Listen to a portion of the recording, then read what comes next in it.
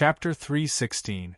Gongqi was one of the first powerhouses to step into the realm of extraordinary in the Ability User Association.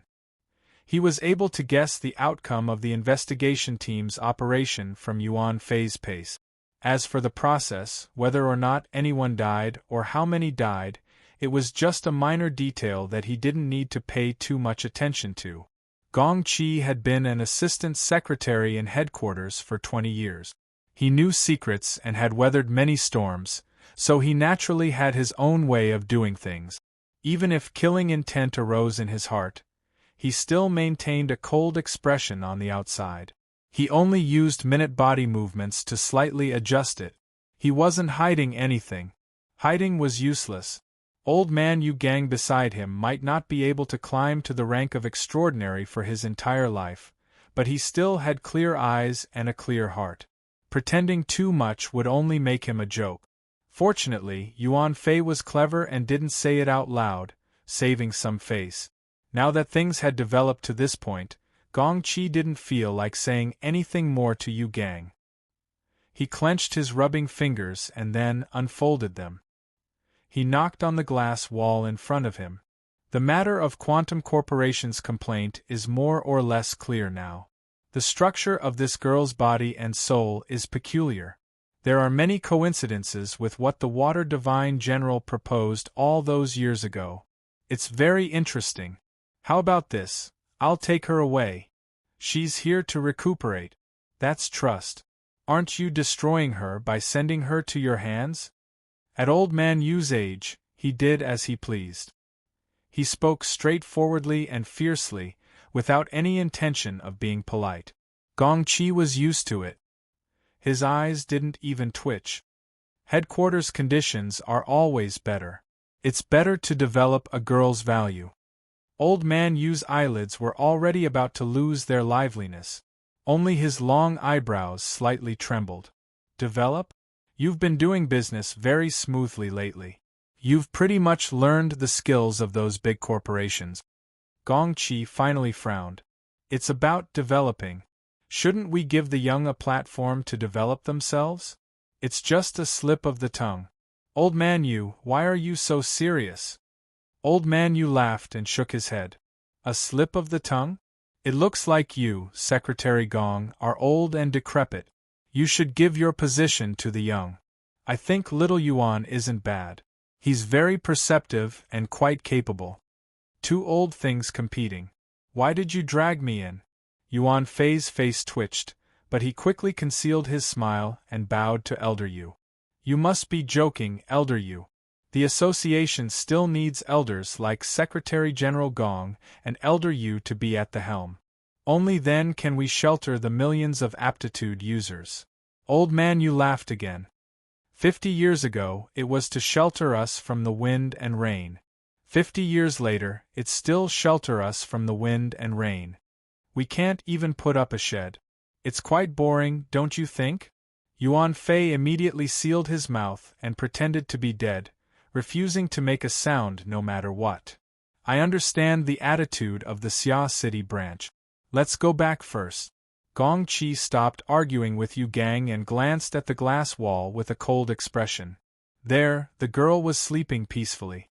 Her breathing seemed to be faintly discernible, but it was rhythmic and consistent. He glanced at her again, then turned around and left. Old Man Yu grunted twice and said a beat later, "Shall we call it a day? I won't accompany you anymore." Gongqi ignored him and didn't turn his head, but a string of data flashed through his mind. 2 per thousand. The timing of Quantum Corporation's quotations had always been extremely accurate. The accident investigation team had just left headquarters, and the quotations had already been placed on the desks of several big shots and secretaries of headquarters through reliable channels.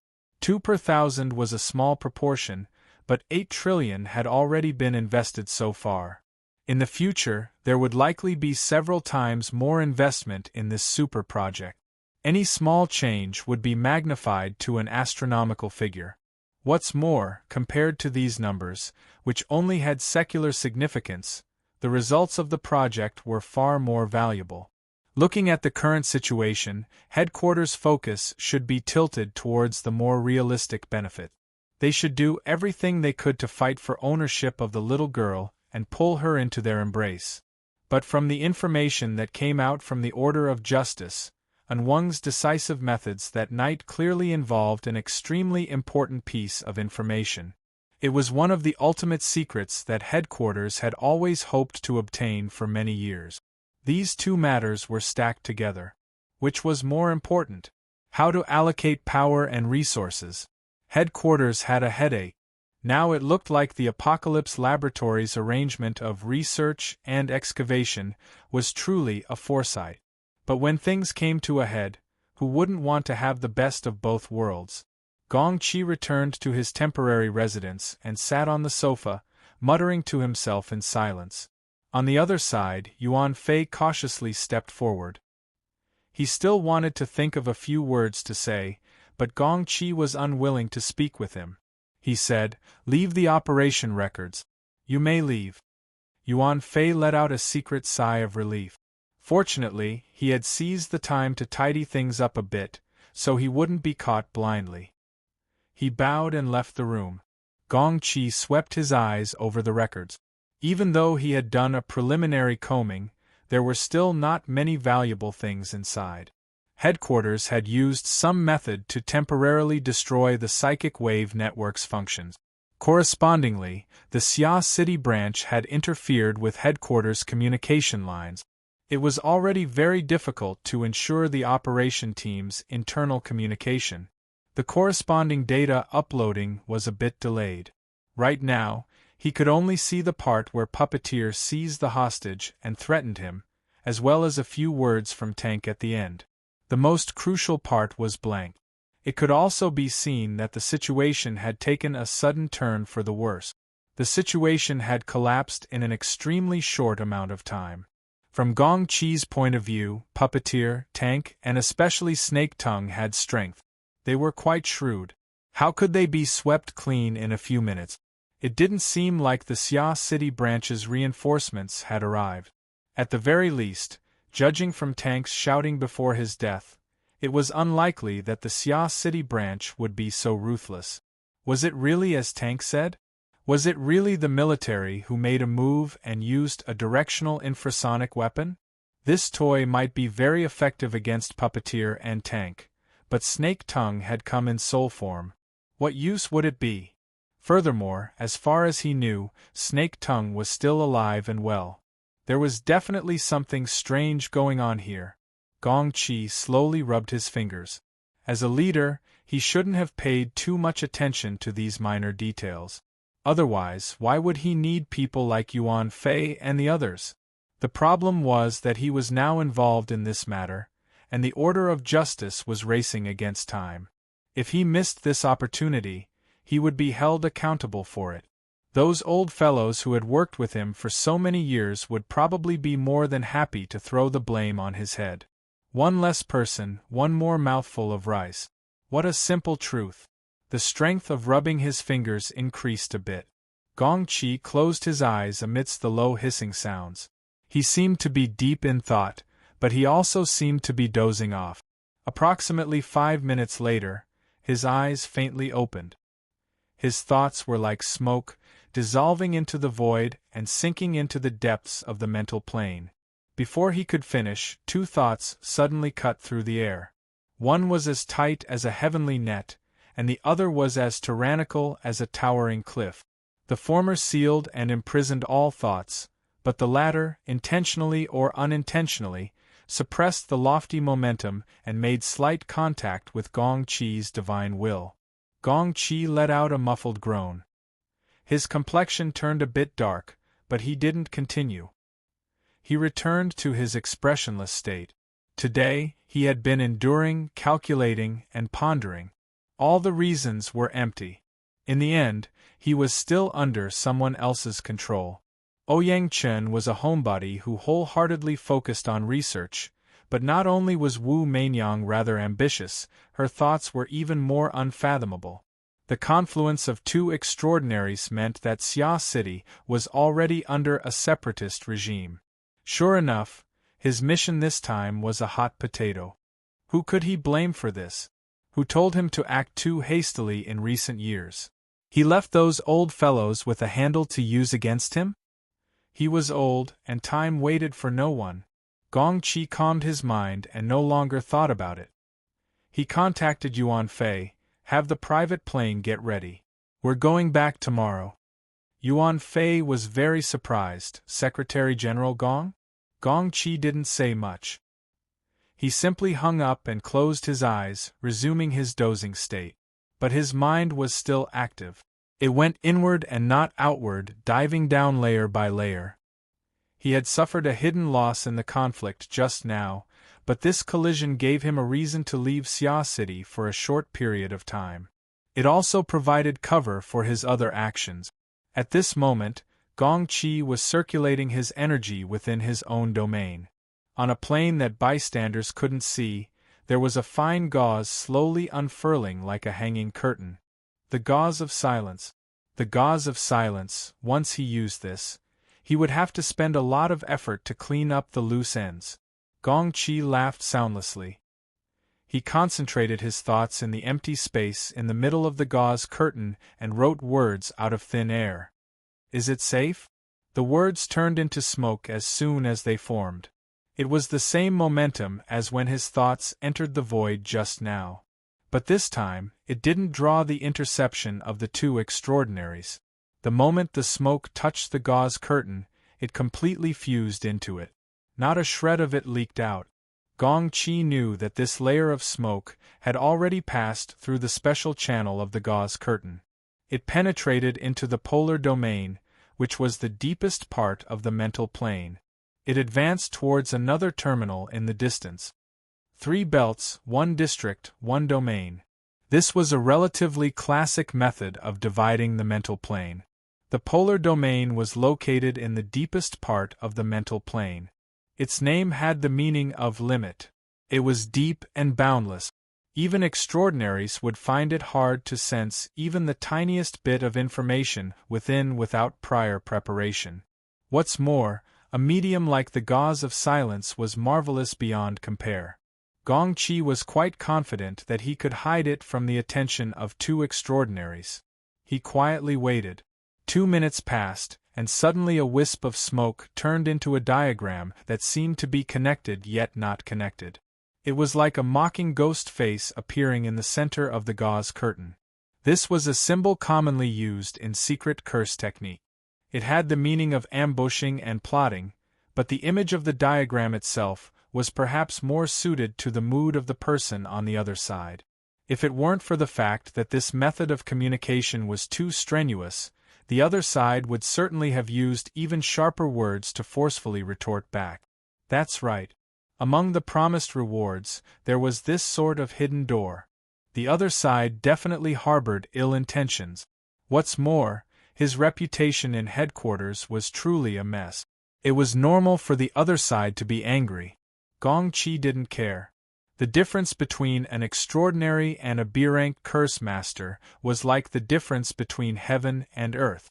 It allowed him to ignore the vast majority of hatred, especially when the other side's situation was certainly terrible. Besides, since they were willing to reply, didn't they have to admit defeat? Even if they didn't admit defeat, it wouldn't make a difference. Snake Tongue's slender and delicate appearance flitted through his mind. Her gloomy and cold temperament was rarely seen. The corner of Gong Qi's mouth twitched, and he left behind a new mark in the center of the gauze curtain. This time, it wasn't limited text. Rather, it was like Snake Tongue, a curse symbol that carried a special meaning. Even though he had already simplified it to the extreme, the structure was still layered and crisscrossed. It took a total of 12 cycles before it successively transformed into smoke and was sent out through the gauze curtain of silence. In the end, he thought for a moment and sent out some comforting words. "I'll fake my death for 10 days and return you a new life."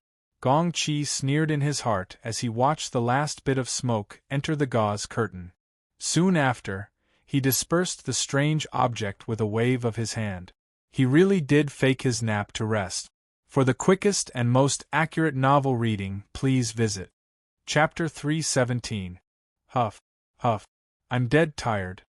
Papercut sprinted madly all the way into the swamp jungle. His slightly plump body appeared even more sluggish. This damned Acumen College. Flying cars were completely banned. Forcibly entering the system would shut down the car, and he was chased by the school's security. He didn't have a smooth journey this entire time. Originally, he was rushing to Ocean Sky Cloud City to provide assistance. He was already in the elevator when he received news that Luo Nan was riding a fish and flying toward Acumen College. He could only turn around and give chase. He ran to the North Shore jungle with great difficulty, but the red alert that had been pressing the entire way had fallen to the normal level. This meant that the emergency situation was over. He was only here to clean up the mess. However, it seemed that cleaning up would be quite difficult. Papercut grinned the moment he entered the jungle. This place had truly exploded. Birds and beasts fled in chaos.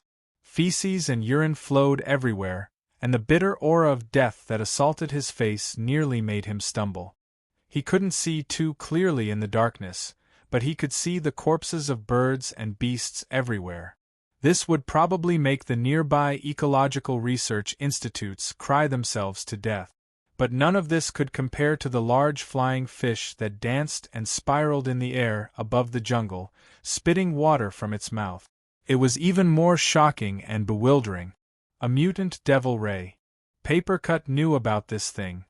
He had specifically run over to take a look when it was moved to the crystal pillar of Ocean Sky Cloud City. But no one told him that this thing could be used as a firefighting helicopter. He held his neck high, his eyes hurting from looking at it. Watch where you're going. You're going to crash into a tree. A cold voice rang in his ear, scaring Papercut. Luckily, he quickly recognized the other's voice, especially the extremely eye-catching red jacket in the darkness. Red Fox, you're here. 5 minutes earlier than you. Papercut sighed. You caught up to me. I came here for nothing. Is there anything else you need help with? Help? Yes, put out the fire. But do you have the lung capacity of that fish? I'm saying. Red Fox's face couldn't be seen clearly in the darkness, but the mocking intent was very clear. This was his usual style. As for the investigation team, they're just clowns. Their corpses are strewn on the ground. They're just short of being turned into ashes. If I go over now, what else can I do but shout long live that person? Oh yes, the Emperor of Acting Tough is rebroadcasting again. Xiaowei Channel 3, have you seen it? Papercut finally discovered that this new friend of his had some emotional issues.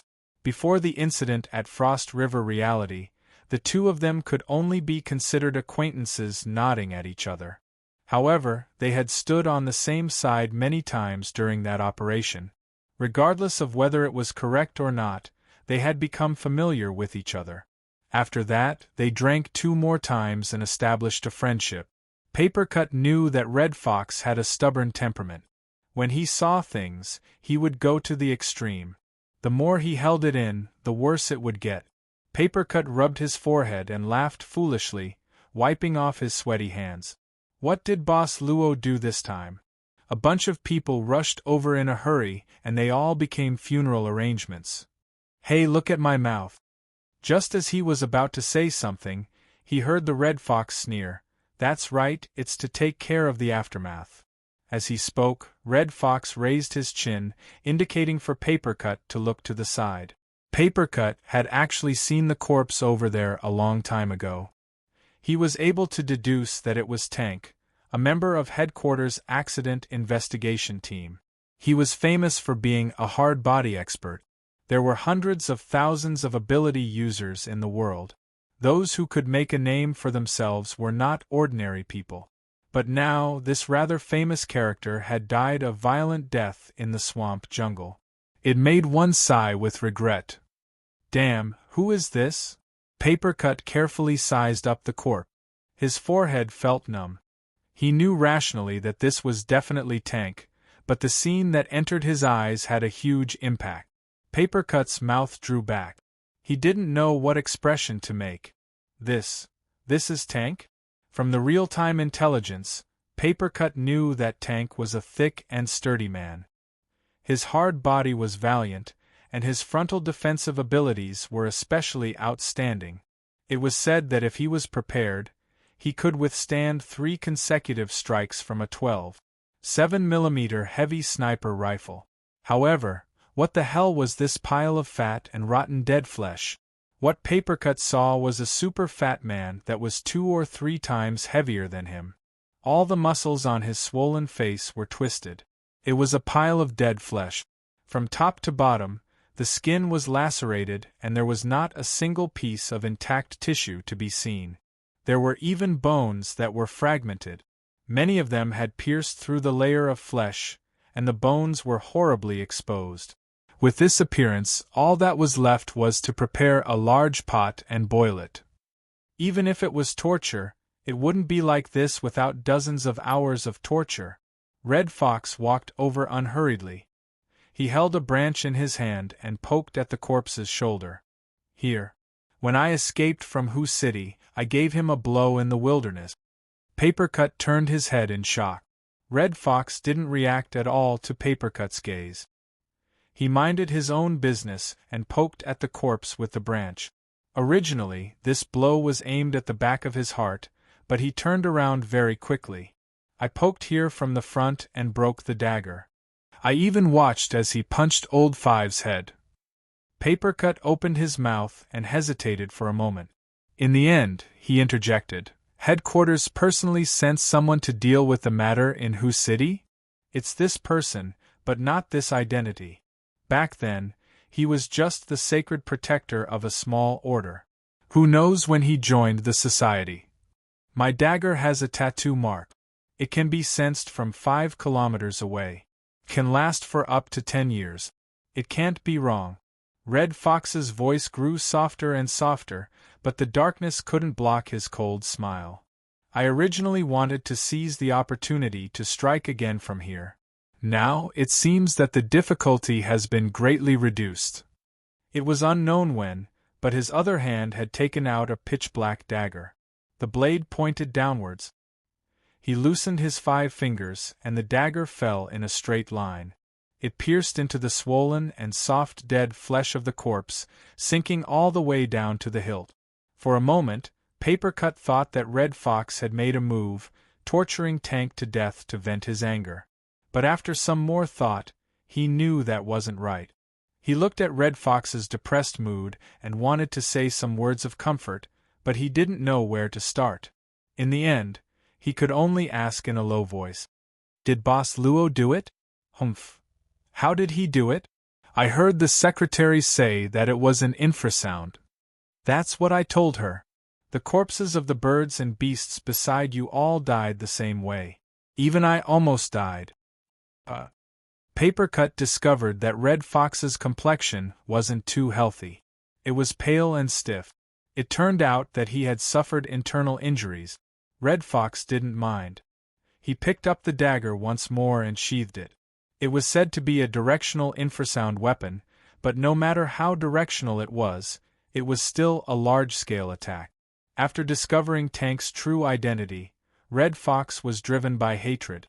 He wanted to get close and give Tank a ruthless blow. He forcefully endured the damage of the infrasound to hide in the shadows. He deserved to be affected. But in the end, he made a mistake. Papercut had a faint guess, but it wasn't good to speak of such things in the open. He could only scratch his head and point at Tank's swollen corpse. Is this fellow also an infrasound weapon? Red Fox shrugged. God knows. Papercut was unable to figure it out. He could only take a few photos and record a video. Right now, he had already confirmed that Red Fox would rather hide in the forest and feel the cold wind than go meet Luo Nan face to face. Red Fox had a different feeling in his heart. There was nothing to say about this sort of thing. It was fine as long as he forcefully reversed the situation. He sighed. Who cares how he did it? It's fine as long as he's fine. In any case, he's right there. If there's something he doesn't understand, he can just ask. "Oh right, are you sure he's fine? I'm half his master right now. Do you want him to apologize to you?" "Get lost!" Red Fox flung his hands, wanting to leave, but he was forcefully pulled back by Papercut. "Don't. I heard that the kid got himself into a state of serious injuries. His eyes are about to go blind. I don't know a thing about emergency treatment. If you don't help, then I can only use paper ash to paste it. You go paste it. It's none of my business. Let's go, let's go. Hey, that devil ray doesn't eat people, right? Who knows? Would you eat it if I gave you an infrasound?" Holy crap! The two pulled and pulled, but in the end they still headed in the direction of Gear. When they entered the interior of Gear, the devil ray in the sky didn't eat them, nor did it give them an infrasound. It turned a complete blind eye to them. It just sucked in water from the small lake next to Gear, turning it into a water cannon that smashed into the ignition point upstairs. The so-called water cannon was a true artillery shell made of water. The devil ray went through the special effects of its oral cavity and cheek cavity to condense a large amount of lake water into an extremely solid ball of water. It smashed in through the gaps in the window. It was fast and accurate. Its fire-extinguishing effect was top-notch. Papercut clicked his tongue in wonder, but his head hurt. This fellow has become a spirit. Isn't it too high profile? If we were to be photographed, the internet would explode. Red Fox didn't speak. He took the lead and stepped into the interior of Gear. At this time, the power of water and fire had been tossed about on every floor. It was a scene of chaos. It was extremely dismal. They saw a few multifunctional robots along the way. They looked like they had the ability to put out fires, but they had all been smashed to smithereens. This was clearly the handiwork of Tank. However, the fate of this instigator was 10 times more miserable than these robots. "Nanster, where are you?" Papercut called out twice, but no one responded. He found it very strange. He was even more worried. Did something happen again? Underground. Red Fox actually became the one leading the way. He brought Papercut through the fire escape passageway without hesitation. The structure here is quite unique. I heard that his mother designed and built it single-handedly. What a pity. Papercut forcefully changed his words, but in the end, he didn't expose Red Fox. It was clear that Red Fox had followed Luonan all the way. He only returned to the forest after confirming Luonan's whereabouts. Papercut could tell from that night at Frost River Reality that Red Fox became very attentive after resolving his misunderstanding of Luonan. Perhaps he was a bit jealous, but there was even more envy and substitution. Perhaps he was thinking that if Hu City was Xia City instead of Hu City. Unfortunately, there were no ifs in this world. Red Fox and Papercut walked all the way to the central control room. They saw the same mess. When Tank wreaked havoc, the first thing he destroyed was the central system. He was really thorough. He was careless. Papercut sighed as he watched. There were a few times when he had come here to teach Luonan. He had heard Luonan mention that this place had a very strict security system, but Luonan didn't really like it. After Luonan settled in Gear, he sealed off the system. The remaining methods of authority control were like thin paper in front of a professional destroyer like Tank, who had no scruples whatsoever. They were completely ineffective. Red Fox was thinking of something else. Where is he? He had quietly tailed Luonan just now. He saw Luonan stay in the central control room, attempting to use his wristband to authorize the recovery of the system's operation. Red Fox was unable to get away for a time, so he left with ease. But now, the central control room was completely empty. Luonan was gone. Snake Tongue, who had been imprisoned by Luonan, was gone as well. For the fastest and error-free novel reading, please visit Chapter 318. Papercut's gaze circled the central control room. Nanster isn't here? He walked into the room as he spoke, but he was stopped by Red Fox just as he took a step. Wait a moment. Red Fox's eyes were cold and clear. His footsteps were soundless as he entered the central control room. His nose trembled slightly as he distinguished the smells in the room. He even went to the elevator and other entrances and exits to investigate. Luonan's body reeked of blood due to his eye injury. Red Fox's rigorously trained nose was enough to distinguish where he went. However, Red Fox's expression grew uglier after he circled inside and out. He was unable to understand the information displayed by the smells. There are no signs of him going out. There are no traces of the elevator or the security door. He didn't go out from there. Papercut blinked and turned to look in the direction they came from. Smells don't show the direction. Nanster also came from here last time. Did he go back the way he came? I can tell. Red Fox didn't even raise his head. He walked to the operating console. This place should have been the core of the entire building, but now it had become a massive garbage dump. It had been completely destroyed by the tank. Red Fox tried to restore the scene. He sized up the operating console that had become scrap metal and quickly discovered an abnormal situation. An enormous amount of electricity had just passed through a certain area of the garbage dump.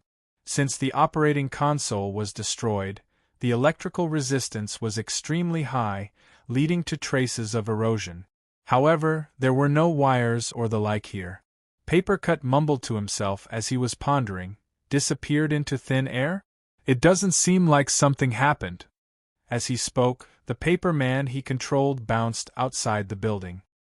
He extended his sensory range and confirmed that the Devil Ray was still obediently acting as a firefighting helicopter. There was nothing strange about it.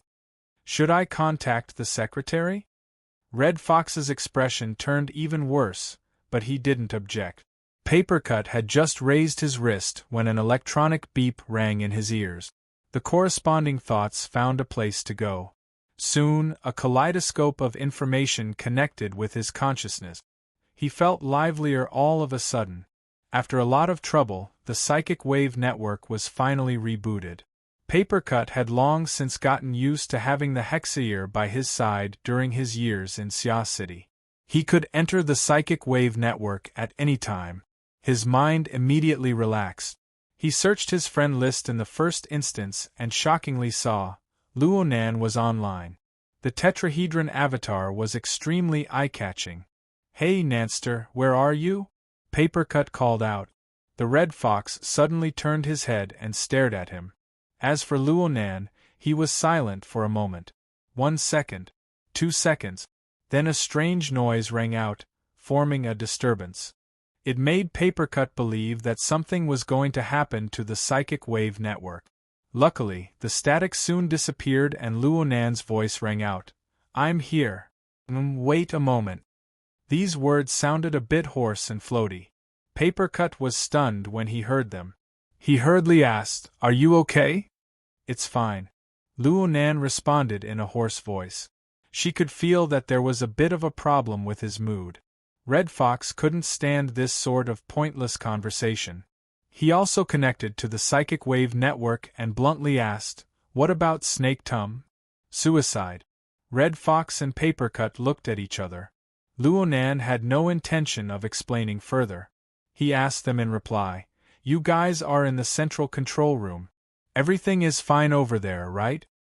It's all right. Before he finished speaking, another person requested to be connected to the call, and it wasn't just one person, but several people. He Wayne, Zhang Yingying, Cragburst, Bamboo Pole, Octopus. Even Bai Xinyan came to join in on the fun. Practically all the ability users that Luonan knew contacted him like a swarm of bees. Luonan never expected that he would have this sort of popularity. He wasn't good at this sort of situation, and he hoped for a quiet environment, especially right now. Luckily, the other side was aware of this sort of situation. He Yuan immediately took the lead and established an internal channel. She pulled in all the relevant personnel and switched to message mode. Only she, the creator of the channel, retained her voice to ask questions on behalf of everyone else. Mr. Luo, how is your body? How are your eyes? As He Yuan spoke, all sorts of words rapidly flooded the internal channel interface. It felt even livelier than the voice mode. Luonan just responded with a low and hoarse voice. I'm fine. I can see. Mr. Luo, I don't recommend that you stay in gear for too long. Someone has already posted photos and videos of the Devil Ray flying into the sky online. The activity in the northern jungle is too big. We need professionals to deal with the aftermath. He Yuan maintained a calm and rational attitude from beginning to end. She could more or less guess Luonan's thoughts. She added, I already notified the firefighters to rush over there 10 minutes ago. They should be here soon. I know. Luonan's mood was subtle, but his response was straightforward. I'll leave immediately. It's fine if Mr. Luo returns to Cloud City Water Village. The facilities of the Sacred Heart Hospital here are quite complete. Okay. Luonan's response grew more and more brief. He went offline right after his reply. It was clear that he didn't want to say anything more. This attitude made the people in the internal channel very baffled. What's wrong?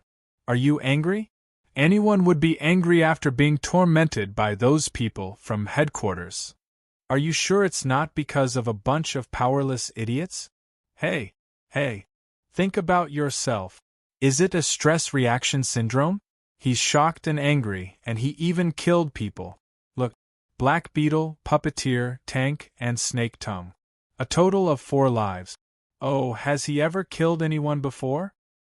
I think he hasn't? Zhang Yingying wasn't too sure. Papercut didn't say a word at this time. He just uploaded a few pictures. They were all displays of Tank's corpse from various angles. Red Fox annotated, Boss Luo's masterpiece. Zhang Yingying sent a dumbstruck emoji and activated the bullet screen effect. She slid from right to left. The others followed one after another.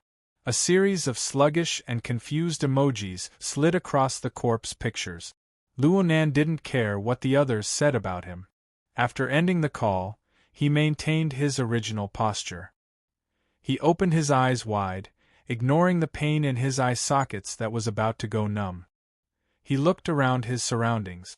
The ring-shaped space, the ring-shaped chair, the wall lamp, the bookshelf, the footstool, and other arrangements were arranged. This narrow space created a comfortable and calm atmosphere. This was none other than the treehole cabin on the withered tree sandbar. Luonan looked at the furnishings in the room blankly, then he looked at his own hands. Several seconds later, he suddenly stood up. He supported himself against the slightly damp tree wall and walked up the stone steps shakily. He arrived at the upper level of the treehouse. In front of the viewing window, the scroll window spread out to both sides. The darkness inside and outside quickly converged together, attempting to drown out all existence. Luonan could still see that the withered tree sandbar and gear were separated by a distance of 500 to 600 meters. From this angle, gear was like an unfinished painting. Only a portion of the dark silhouette could be seen. 1 or 2 spots of fire that had yet to be completely extinguished were still flashing. How did he get here? What happened in between? What did he see? Actually, Luonan wasn't in a rush to obtain the ultimate answer. He wanted to talk about everything he had just experienced to others. He wanted to discuss it, big and small. He wanted to talk about it for as long as he wanted. But the current situation determined that there was no such person. He could only silently gaze at gear. He watched as this building silently towered in the long river of time, revealing its simplest and most insignificant side to the people of the world. At this time, the rumble of a real firefighting helicopter could be heard from the distant night sky. On the psychic wave network, He Yuan knew that Luonan had logged off, but she still left a message to remind him. She wanted him to meet up with Red Fox and Papercut as soon as possible. She also wanted him to do his best to hide the Devil Ray and meet up with them at Cloud City Water Village. Luonan didn't reply. His gaze lingered on gear. His mind seemed to be clear yet not clear. Coupling theory could explain what he had encountered, but pure theory was ultimately unable to fully display the entirety of a great work of art. It was rigorous. It was magical. It was beautiful. Most importantly, it was his mother's work, and I was only able to glimpse one side of it. It shouldn't be like this. Luonan's body leaned forward, his head already sticking out of the viewing window. The autumn night wind was wrapped in ash and the fishy smell of the jungle. It pounced into his nose. It was clearly ice, but a fiery stimulation penetrated straight into his brain. His emotions, his impulses, were hard to suppress. Luonan's hands tightly gripped the bottom edge of the viewing window. His thoughts stirred, and the devil ray that was drawing water from the small lake not too far away immediately gave up on its work. Its pectoral fins and wings flapped lightly, and its enormous body arrived above the submerged sandbar. It leaned against the edge of the withered tree. "Go!" Luonan let out a low shout and exerted force. He actually let his body leap out of the viewing window and fall to the edge of the devil ray's pectoral fins. His long wings took advantage of the situation to fold slightly, allowing his body to slide all the way to the flat back of the large fish. The viewing window silently closed, restoring the appearance of the withered tree. Luonan did his best to stand up, but his legs were still a bit weak. He nearly fell down again. Fortunately, the devil ray's tough body gave him a timely elastic support.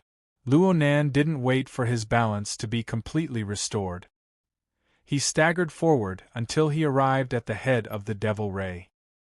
He grabbed a pair of flipped-up cephalic fins, and only then did he let out a long sigh of relief. He spoke softly. "Fly then. Find the best angle." The devil ray let out a deep cry, and the whistling air currents broke a few branches of the withered tree. Its enormous body swam upward, reaching a height of over 100 meters in the blink of an eye. Finally, his unusual actions attracted the attention of others. Papercuts shouts seemed to come from the jungle. There were people shouting and reminding in the hexaear and the wristband. Luonan didn't respond at all. He just looked at the sky. The Pingjiang district where the academy was located was part of Xia City's specially designated educational function district. Even though the skyscrapers of Cloud City Water Village towered into the clouds, this district was still one of the areas with the lowest average building height. The distribution of air traffic was relatively sparse. Looking up, one's field of view was actually quite wide. The weather tonight was pretty good. A few stars impatiently broke through the light pollution of the city and appeared in the corners of the horizon. But as the devil ray flew upward, the cold wind assaulted Luonan's face. In Luonan's mind, in his eyes, and in his ears, there was a different scene. It was the surging mist and ice crystals. It was the astral winds that roared like dragons. It was the vast land of a fiery hell. It was a marvelous world that Luonan had never imagined in his 16 years of life. It was dangerous and deadly, yet it possessed the allure of a poppy flower. Luonan was practically unable to distinguish between reality and illusion. Then the tall body of the devil ray returned to normal, and it began to circle in the sky. It was already over 1,000 meters in altitude. Looking down from high above, one could see the rotation of heaven and earth, the meandering rivers, the dark void, and the light pollution of the city painting the background. It formed a dark and turbid and oppressive scene that flooded the horizon. Millions and millions of living beings came and went, either numb or wantonly, spilling the heat of life. Luonan had never truly understood this city. Right now, Xia City was merely the background of his existence. What he paid attention to was just an insignificant point beneath this background. Gears. From Luonan's perspective, this was the only place that was pure and clear. No matter how chaotic the background elements were, as long as he approached this place, the visible and invisible order, the visible and invisible gears, crisscrossed between heaven and earth. They converged and revolved around the marvelous orifice, slowly revolving. Rigorous, mystical, beautiful. Reality. Luonan stared blankly at this soul-shaking gorgeous scene. It was possible that he was the only one who understood this scene. His self-consciousness seemed to operate along with it, becoming a part of the invisible and grand order. It expanded outwards layer by layer, combing through all the living things of heaven and earth that he could sense. So he knew that within a range of several dozen kilometers, practically all the high-definition cameras on the tall buildings in the area had turned to look at him. There were also high-altitude ships, and there might even be orbiting satellites at an altitude of several hundred kilometers. They locked onto the night sky where he stood, staring coldly at him. As for the mental senses, strands and strands of them spread out from every mental plane. It wasn't just one or two. It was unknown how many people used various methods to pay attention to this part of the world, to pay attention to his every movement. But compared to the millions and millions of residents of Xia City, compared to the billions and billions of living beings of the world, what did this amount to? Knowledge was order. Ignorance was disorder. The information of disorder was like an illusion. It melted and disintegrated within the glowing mist of this enormous metropolis. It was like that figure, that name, that soul. The pride that surged within Luo Nan's heart had no place to go. Thousands and thousands of words were needed to narrate her fantastic thoughts and her great accomplishments to the world. The ambiguity of a few words could be tens of thousands of kilometers. Who could confide in the boundless world? Who could understand? Could it be that it was the crazy grandpa from the sanatorium? In the end, it's just me, Mom. Right now, it's just me. It's just me. The Devil Ray suddenly dove down from 1,000 meters in the air, sensing Luo Nan's mood. Its enormous flat body seemed to be tied by long incorporeal threads of order. It transformed into a bizarre and spectacular giant kite, revolving around the center and rapidly spiraling. Great winds howled, and Luo Nan's eyes burned hot. His field of vision warped. Only the self-rotating gear revolved around time, vaguely like a billowing pupil. It was like the center of the world, the source of order. All living things in the world merged within it, linking and coupling with his thoughts. Boom! The vast river of stars and millions of stars faintly trembled within the surging storm of emotions. The millions and millions of starlight were like water droplets, turning into a river and an ocean in the blink of an eye. The surging soul strength burst the external neuron, overflowing in the blink of an eye. It was like a great river bursting through its dike as it rushed downwards. It was this rush that brought the two gears of different sizes up. It was like the waves of a cart beating against the water, finding an opportunity to rotate in sync. Energy rubbed, lightning burst forth, crisscrossing and weaving. In the blink of an eye, it was impossible to remember how many there were. Luo Nan's blood and energy surged. Was it pain or excitement? How could he experience it? He could only let the surging emotions push him as he tore his throat and screamed. There were no misgivings. There were no considerations. There were only the purest emotions mixed with lightning to rumble on the mental plane. Mom! The melancholy sound of thunder crushed through the void. Chapter 319. The Devil Ray was wrapped in a whistling stream of air as it streaked across the sky above the viewing platform. It tilted its body slightly, and its flat body passed through the frame structure. Its momentum dissipated amidst the wave-like undulations. It hovered above the pool and slowly descended. Luo Nan's feet didn't move. The Devil Ray stirred its back muscles like a conveyor belt, sending Luo Nan down. Luo Nan only staggered a bit when he slid down from the edge of its pectoral fins. Shuelei had been waiting to the side for a long time. He promptly went forward to support Luo Nan. He was only wearing a thin round neck shirt, but his body was covered in sweat from anxiety. He only let out a breath of relief when he firmly grasped Luo Nan's arm, but another wave of energy rose up. Nanster, have you gone crazy? Luo Nan's voice suddenly dropped an octave before he could finish speaking. Your eyes. I'm fine. Luo Nan indicated for the Devil Ray to sink into the ocean and enter the central crystal pillar. He broke free from Xue Lei's support and walked to a slightly drier place by the side of the pool, through the surging pool water. Luo Nan's eyes were still burning and aching when he landed, but he blinked a few more times. The cool autumn wind blew past, and soon there was a layer of coolness.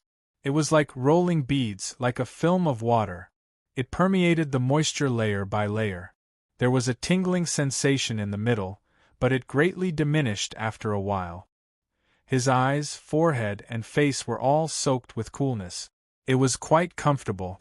Luo Nan didn't think it was a big deal. The coupling electricity between the two gears could tear, but it could also repair glue. The current control wasn't too precise.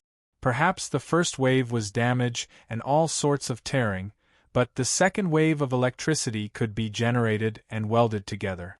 On the other hand, it was possible for the gears to explode just as they were getting better.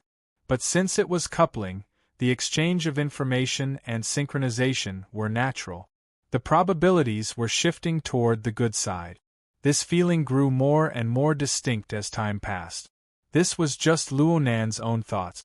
Xue Lei saw Luo Nan's pupils, and they had a different feeling. Xue Lei seemed to be looking at the eyes of a cold-blooded animal. Though they didn't possess long and narrow pupils, the densely woven cracks encircled them. They were like glass balls that could shatter at any time. Xue Lei instinctively shivered when he saw this scene. He immediately grabbed Luo Nan and took him to the hospital for an examination. However, in the blink of an eye, the aura from the other side caused his eyelids to twitch. Xue Lei composed himself and followed the aura to sense it. When he looked again, it was still the same shattered crack, but it was extremely similar to a cracked layer of ice. At first glance, it looked gloomy, but within it seeped a dense cold light. Occasionally, light waves would jump, like lightning tearing apart the night sky, extremely dazzling. Facing this pair of strange eyes, he didn't know what to say for a moment and subconsciously handed over the notebook in his hand. This was Luo Nan's loose-leaf notebook. Luo Nan had tossed it onto the platform when he leaped onto the Devil Ray's back. Xue Lei picked it up and returned it to its rightful owner. Luo Nan gripped the leather cover and laughed, finding it hard to conceal his exhaustion. Xue Lei's tone softened a little. "Let's go check it out." "Sure." Luo Nan knew that this was unavoidable, so he agreed quite straightforwardly. Turning his gaze, he saw a woman in Xue Lei's Taoist robes sitting on a bench beside the pool. He couldn't help but feel curious. "Senior Sister Tian is still here?" Tian Si heard Luo Nan call her name. She bit her lower lip and raised her head. Her lips were so white that no color could be seen. Her expression was a bit stupefied. It was unknown whether it was the effect of the cold or the power of fear. She had been held hostage by the throat and was on the brink of death several times. Then she fell into the heavenly ocean lake, soaking her entire body. Her knitted clothes were extremely heavy when they entered the water. When she came out, the cold wind blew, making her feel exceptionally cold. Her shoes had already fallen into the heavenly ocean lake. Her slender legs were only covered in silk stockings. Her legs stuck to the cold and wet ground. She was in a sorry state. It was late autumn and the chill was deep. Though Xue Lei had kindly given her Taoist robes to warm her body, she still had her arms and legs clenched together. It was hard to conceal the shivering chill. Xue Lei whispered, "She's probably too frightened. She's having a bit of a stress reaction. She just stays there, not moving. I can't persuade her no matter what." Luo Nan frowned when he heard this. He didn't know what to do for a time. His gaze shifted and he saw that the viewing platform had clearly been cleaned up. The corpses of Black Beetle and Puppeteer were gone. The unconscious tourists who had been cleaned up had all been moved away. The traces of battle had been cleaned up. Xue Lei understood. He whispered, "Secretary, he arrived not long after you left. She cleaned up the area and arranged for Brother Zhou to keep an eye on things here." A calm man of around 40 years old walked over from the end of the pool. It was Zhou Hu, the person Xue Lei spoke of. He was one of He Yuan's bodyguards, as well as her trusted aide. He had met Luo Nan twice before, and he was Tiger Burst's comrade. He was no stranger to Luo Nan. "Brother Zhou." Luo Nan put Tian Xi's matter aside and greeted him politely. Zhou, whose words and actions were steady and appropriate. "Mr. Luo, according to Miss He's instructions, I'll be waiting by your side tonight. I'll do some odd jobs. If there's anything you need, just tell me." Luo Nan didn't refuse. He nodded in thanks. Zhou, whose gaze swept over Tian Xi's body. He had a general idea of the situation. He lowered his voice and said, "Miss He said that this person should be suppressed quite badly. She's still struggling in a hostage situation." Luo Nan thought for a bit when he heard this. He took 2 steps forward. Tian Xi's entire body shrunk back when she saw Luo Nan's pupils, which seemed to crack like ice. But she soon came to her senses with a start. She forcefully suppressed her fear and moved closer. She raised her head to look, terrified and pitiful. "Junior, I'm sorry." Tian Xi didn't have her usual calm and bright appearance right now. Luo Nan furrowed his brows and bent down slightly. "Senior sister, the weather is too cold. Go change your clothes. Then let's chat some more, okay?" He had already used a hypnotic technique. Tian Xi subconsciously grunted. Her mind was inevitably a bit absent-minded. Luo Nan saw this and said, "Leister, you accompany her?" Shuelei shook his head fiercely. He practically didn't put in any effort tonight. Just as he was feeling regret, he made up his mind to stay close to Luo Nan. "Enough. Let's go together." Luo Nan originally didn't have any special opinions about Tian Xi. But because of gear and coupling theory, his attitude was greatly different. There was a large shopping center inside Ocean Sky Cloud City. It was very convenient to change clothes. He had climbed the slippery back of the Devil Ray before, and he had put out the fire in gear. His body was covered in mud and ash. His white coat was long since ruined. His face was probably not that good either. He needed to clean it. The group took the elevator down to the shopping center. Luo Nan didn't have any intention of immediately meeting up with He Yuan and the others. The main reason was that the internal channel of the psychic wave network had just been established, and it was about to explode with noisy messages.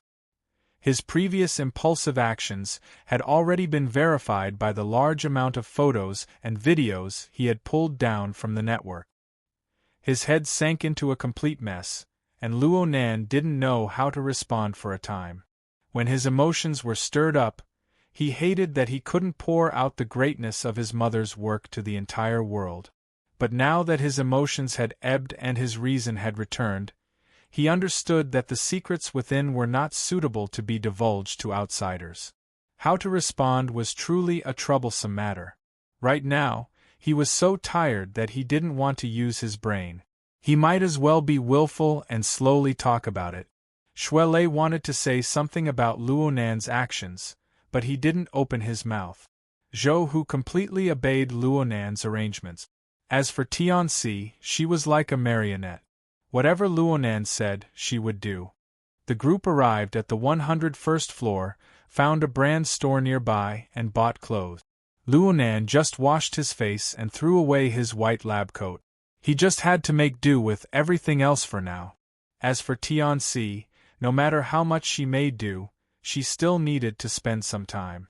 The 3 men waited in the store. Xie Junping just so happened to call at this time. He smacked Luo Nan in the face with a question, "Where did you go?" Luo Nan swept his gaze over the dazzling array of women's clothing. "Buying clothes." Xie Junping clearly choked. He paused for a moment before asking, "Where's Leister?" "He's with me." "What's wrong?" Xie Junping chuckled. Nothing. I was just asking. You 2 suddenly disappeared. Tang Yi came over just now, but she couldn't find you." Luo Nan thought of something. He tilted his body slightly, and the corner of his eyes swept over the most eye-catching decoration outside the store. It was the crystal pillar in the center of the building. The Devil Ray swam within it, attracting quite a few customers to stop and watch. Help me ask Yao Feng what the approximate price of the mutant devil ray is. So it really is. Cough cough cough. It's nothing. I'm a bit choked. Xie Junping suddenly raised his voice and forcefully suppressed it. This was the end of Xie Junping. The latter half of his sentence was to deal with his companion. He turned around and forcefully suppressed his voice. He could not help but tremble. He was most likely excited. Nanster, why were you? It's really you? Do you know that the internet is about to explode? Yao Feng just got the news. He's in a terrible fix right now. Oh right, he probably didn't recognize you. Then he's really slow. Luonan didn't want to talk too much for now. He reminded Xie Junping, I'll be there in a bit. Don't forget to help me ask the price. He hung up the call after speaking. Luonan admitted that asking Yao Feng for a price was an impulsive idea. He really enjoyed the experience of looking down at gear from the sky. He enjoyed the feeling of its mysteries to his heart's content, and he appreciated the beauty of the building. It would be ideal if he could get his hands on it. Of course, there was a more realistic factor. The mutant devil ray possessed tyrannical fleshly strength, and its body was extremely flexible and tough. Its maneuverability was excellent, and it was quite versatile. It could replace Luonan's frail fleshly body to a large extent, and it could do some confrontational work. In the following period of time, whether or not he had this weapon with him was the key to his survival. Luonan was really a bit tired. He simply sat on a stool in the clothing display area and flipped open his notebook. The flexible e-ink screen lit up. He subconsciously opened the second level of the drawing software. The brilliant river of stars almost blinded his eyes. The heart lantern of the eye's orifice, under the coupling effect, almost swept away the turbid dark clouds in the river of stars and illuminated the 8 poles. Numerous life sketches formed thousands of constellations that revolved inside and outside the format pyramid. The vast star atlas could almost melt a person's mind into it. Luonan didn't look at it in detail. He just let out a low sigh and returned to the upper level of the software. He created a blank interface in passing and the electronic pen sketched out lines. He had just started when he paused. He had a myriad of thoughts, but he didn't know how to arrange his pen. Chapter 320. Luonan raised his head in astonishment. He didn't quite understand. Shuelei continued, The gym master needs to rest for a period of time after moving. The gym doesn't need my help for the time being. The society I'm a member of isn't that interesting. You might as well tell Brother Ping to transfer me over. Wouldn't it be better if we looked after each other? Luonan subconsciously said, Having someone look after each other is good. Right now, the ownership of gear was still in the midst of a bidding war. It didn't matter if the Mystic Arts Research Society won in the end, or if the Construction Society took over. Luonan was alone and powerless. He had a trustworthy friend to help him. Hold on. How was this a matter of looking out for each other? Luonan understood Shuelei's thoughts. Shuelei was rushing to be his bodyguard. He admitted that if Shuelei really did protect him, he would be able to make up for the weakness of his body. Coupled with his mental attacks and other methods, he would have no problem getting through tonight's situation. However, Luonan was even more clear on the fact that trouble would not come in the future. If trouble really did come, then it would not be the same as today. It's not just the two of us. Leicester, there are many other situations here. There's also your parents, my aunt's family. Luonan's voice was low. He spoke and spoke, but then his voice was cut off. After his impassioned emotions returned, a myriad of thoughts unavoidably grew in his mind like weeds. Frankly speaking, the HQ's investigation team's tricks had truly shocked him. Forcibly arresting, taking hostages, burning houses. This group of people had no scruples at all. They could do anything. And this was just headquarters. Luonan did not forget that Quantum Corporation, especially Yen Yongbua, had always coveted gear, regardless of their motives. The order of justice seemed to have shrunk back for now, but headquarters was so proactive. As the parties involved, would they really act like ostriches? There were also the various powers that Luo Nan could not clearly count. He could see from the chaos created by the human-faced arachnid that there were far too many greedy people. It was hard to say when someone would jump out. How were he and Shuele going to deal with them? Fine, there was also the Xia City branch. But from today's situation, it was better to beg for help than to beg for help.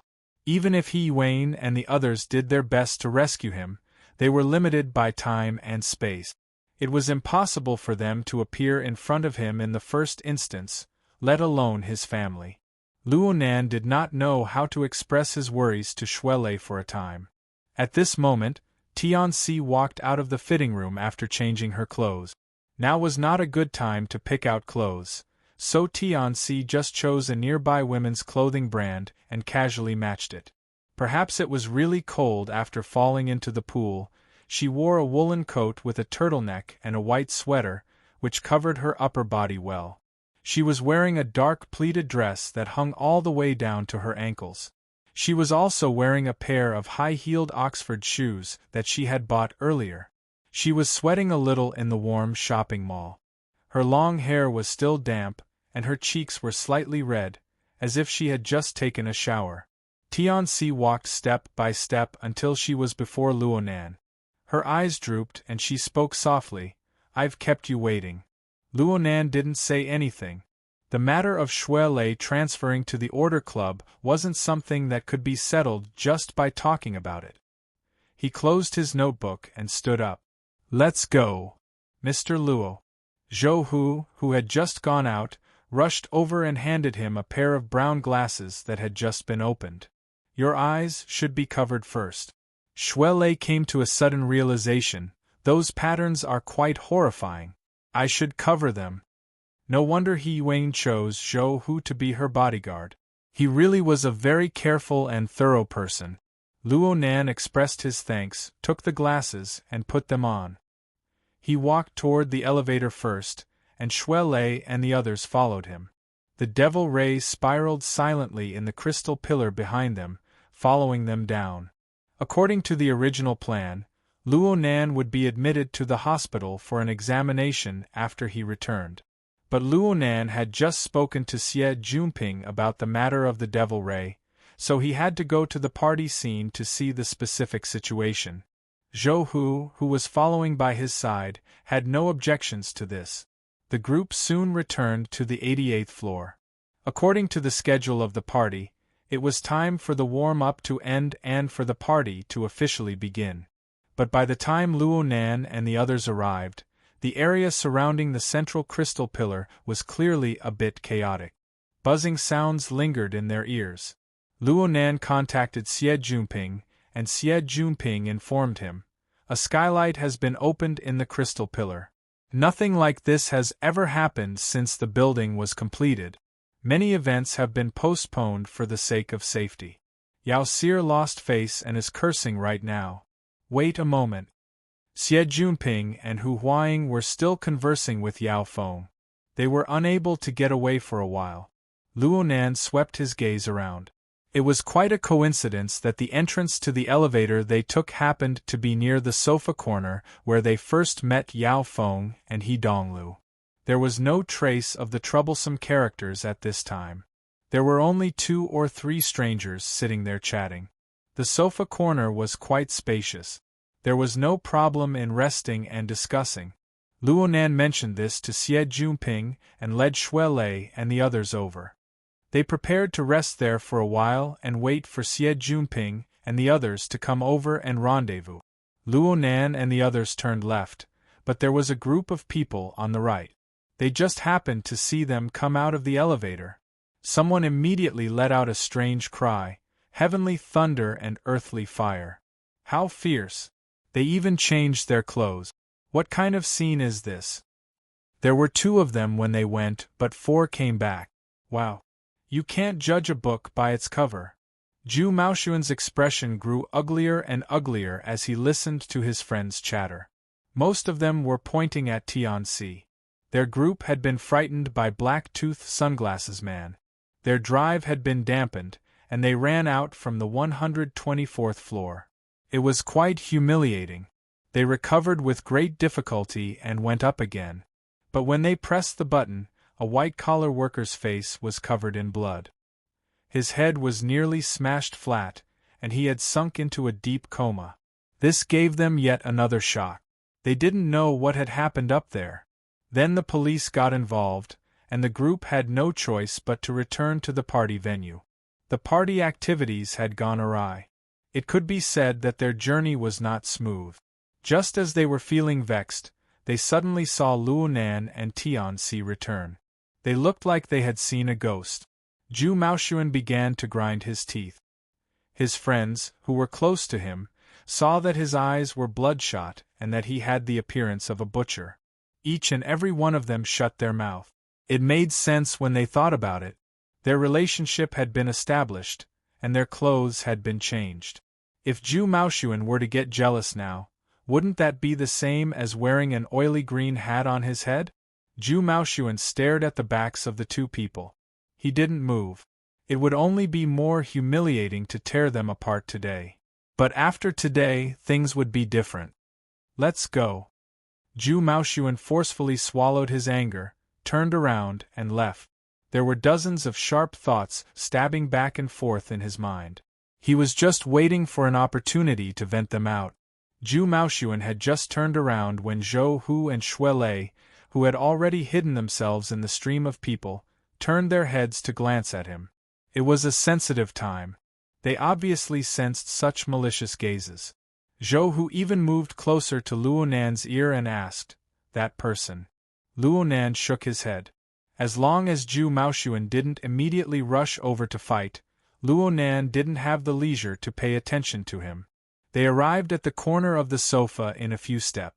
Luo Nan wasn't polite. He made a slight gesture and sat down first. His back was pressed against the soft sofa, and he had something to lean on. The feeling of exhaustion was like evaporating steam. It enveloped his entire body in an instant, evaporating all his strength. He unconsciously sighed. He was a bit tired. "Nanster?" Xue Lei didn't sit. He bent over to look at the color of Luo Nan's face. He was a bit worried. Luo Nan raised his eyelids and looked at Xue Lei's wrinkled face. He laughed involuntarily. The mind comes before the energy. The energy comes before the strength. The weight of exhaustion comes after that. It looks like I've passed today. These were the words of advice that Xue Lei had given him when he first began to learn the cultivation technique of the eye's orifice. Luo Nan had indeed put these words into practice when he faced the enemy today. He didn't consume too much of his strength, but the comprehension and application of order frames, gear coupling, and other concepts consumed an extreme amount of energy. In addition, he had returned to rescue his mother's work. His impatience and surging emotions had damaged his mind. In a safe environment, the accumulated feelings of exhaustion exploded forth. He really wanted to sleep. Xue Lei was probably the one who could understand Luo Nan's state the most. He advised, "Why don't you just sleep for a bit? The damage to your mind will damage your essence and energy. Forcefully holding on is a bottomless pit." Let me clarify a few things first. Sister, he should be here soon. Luo Nan thought about the fact that there was an outsider beside him. He forced his eyelids open and turned to Tianxi. "Senior Sister Tian, I'm sorry for today. I've let you suffer a calamity. However, it's all in the past now. You should be safe for the time being. If Senior Sister, you..." Before Luo Nan could express his meaning clearly, an aura came from behind him. A snow-white leg strode over from the back of the sofa. It nimbly crossed over the back of the sofa, and a slender figure suddenly appeared. She wore a very simple t-shirt paired with denim shorts. Autumn was thick, and she wore summer clothes. She was quite willful. There was only one person Luo Nan was familiar with who could dress like this: Zhang Yingying. "What are you looking at? I rushed over from the seaside. I didn't wear a diving suit. I'm doing you justice.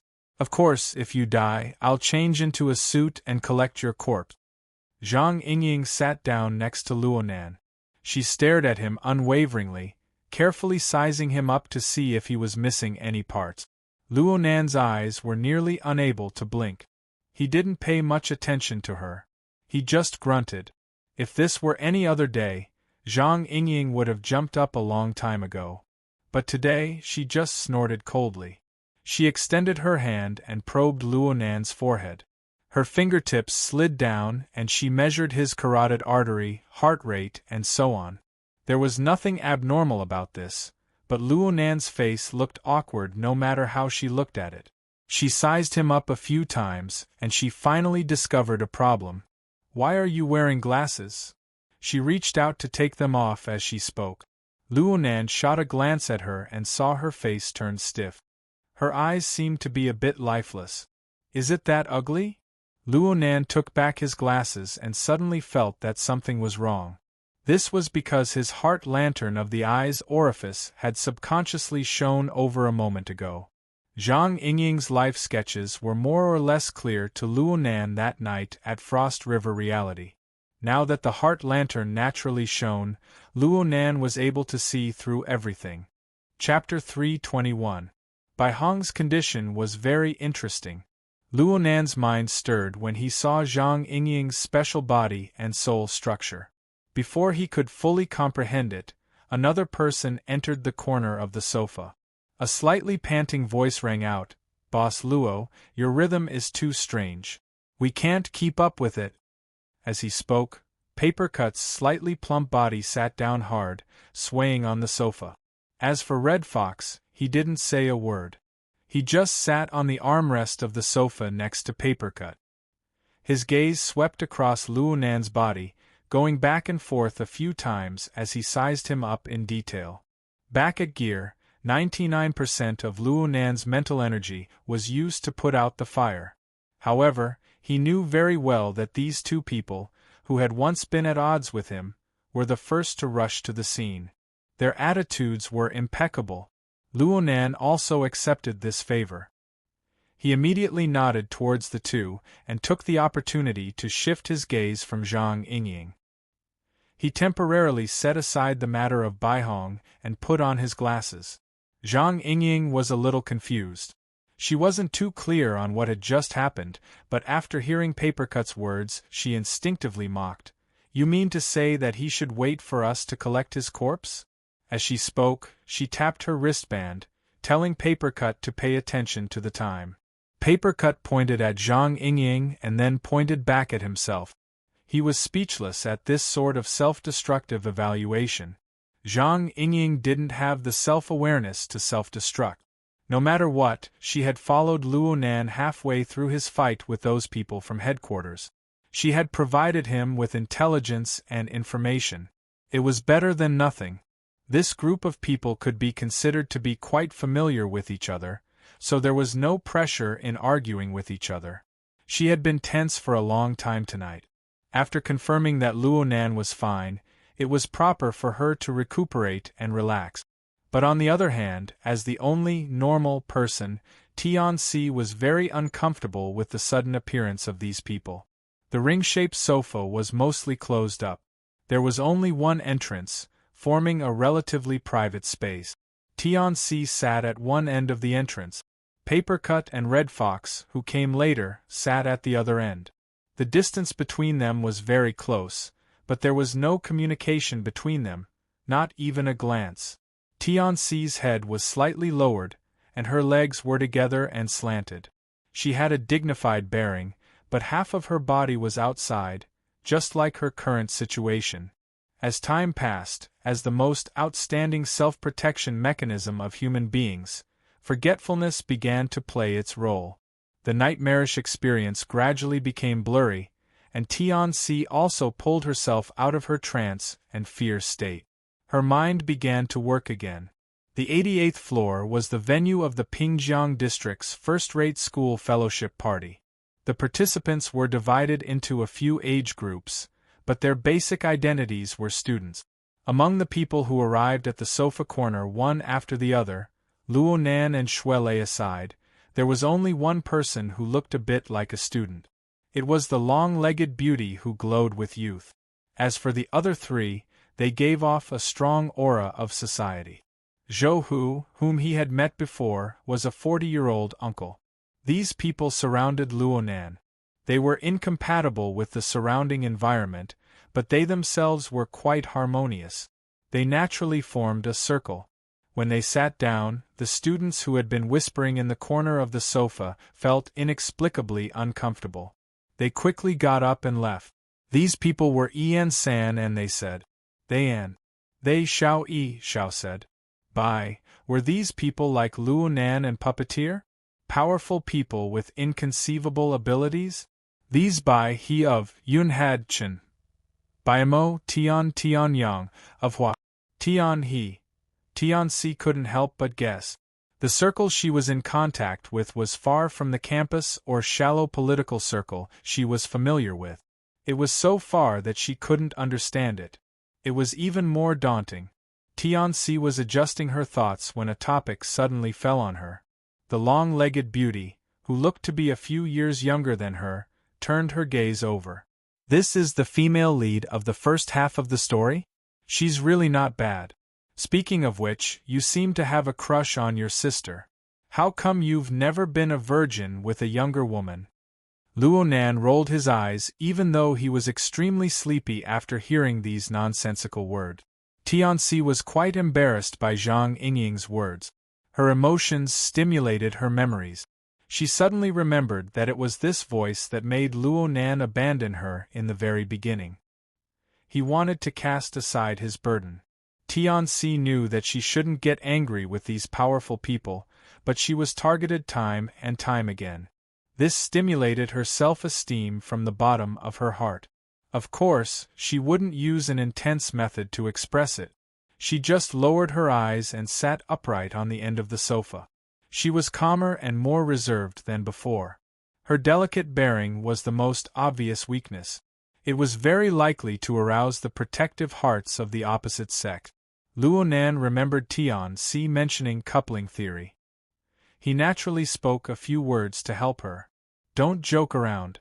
Senior sister Tian is a top student of our school's design institute.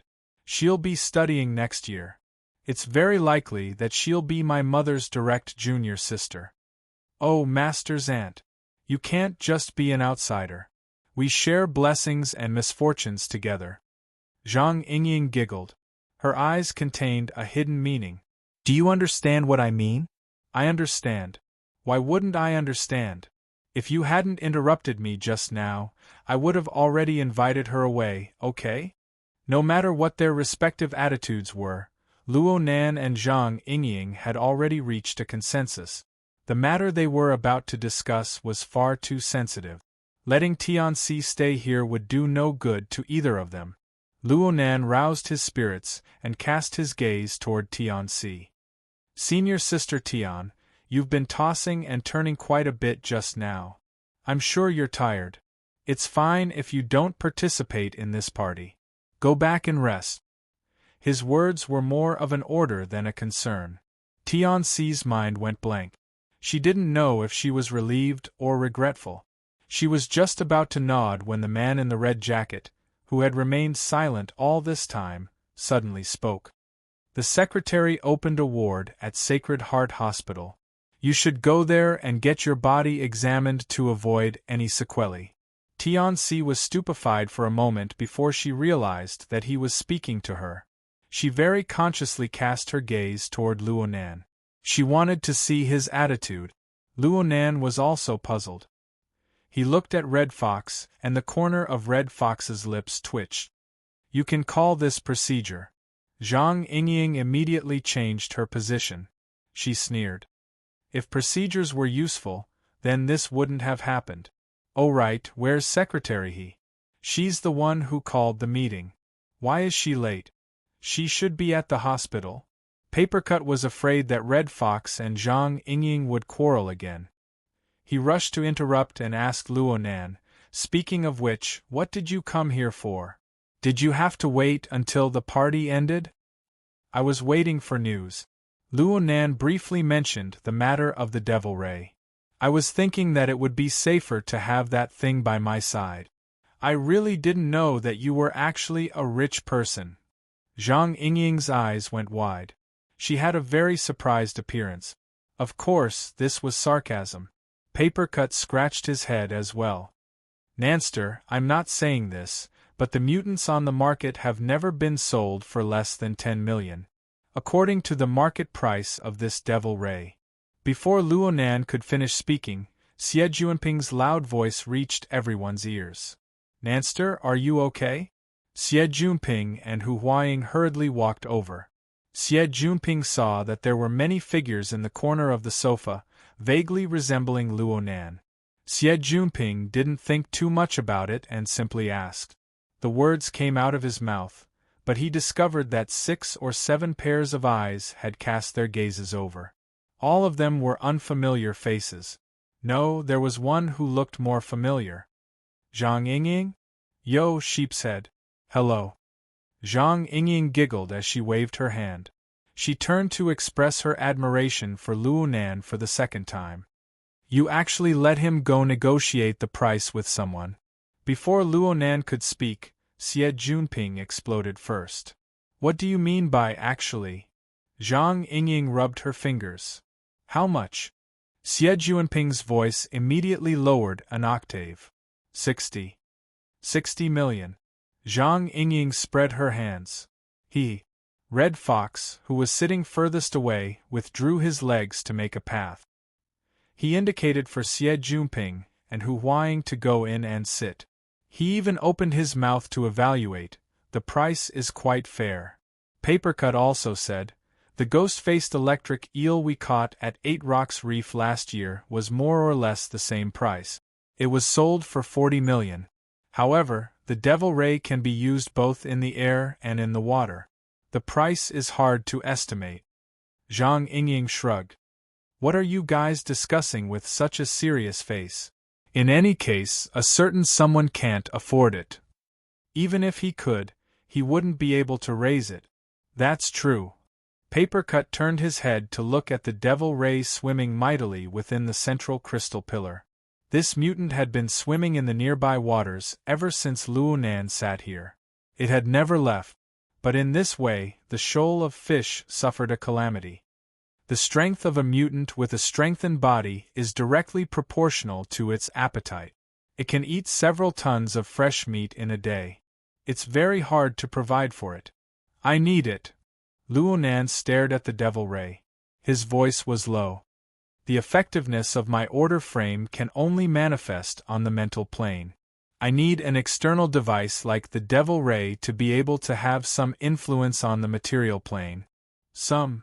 Red Fox repeated these 2 words. He didn't understand what an order frame was, but his chest felt stifled. Right now, he was the only one who had to go to the hospital for an examination besides Luonan. Out of everyone present, Zhang Yingying was the first person to come into contact with the concept of order frames, gears, and coupling. She had been mulling over it all this time. She seemed to understand it, but she wasn't. Now that she heard Luonan mention this concept, it was as if electricity had suddenly passed through her mind. A light bulb lit up. The devil ray is an exoskeleton to you? Luonan was stunned. He answered, You can say that. Zhang Yingying's thoughts were clear. Her thoughts spun in succession. For you, the devil ray is just a module or a plug-in. The order frame is the energy source and overall control system? How do you do it?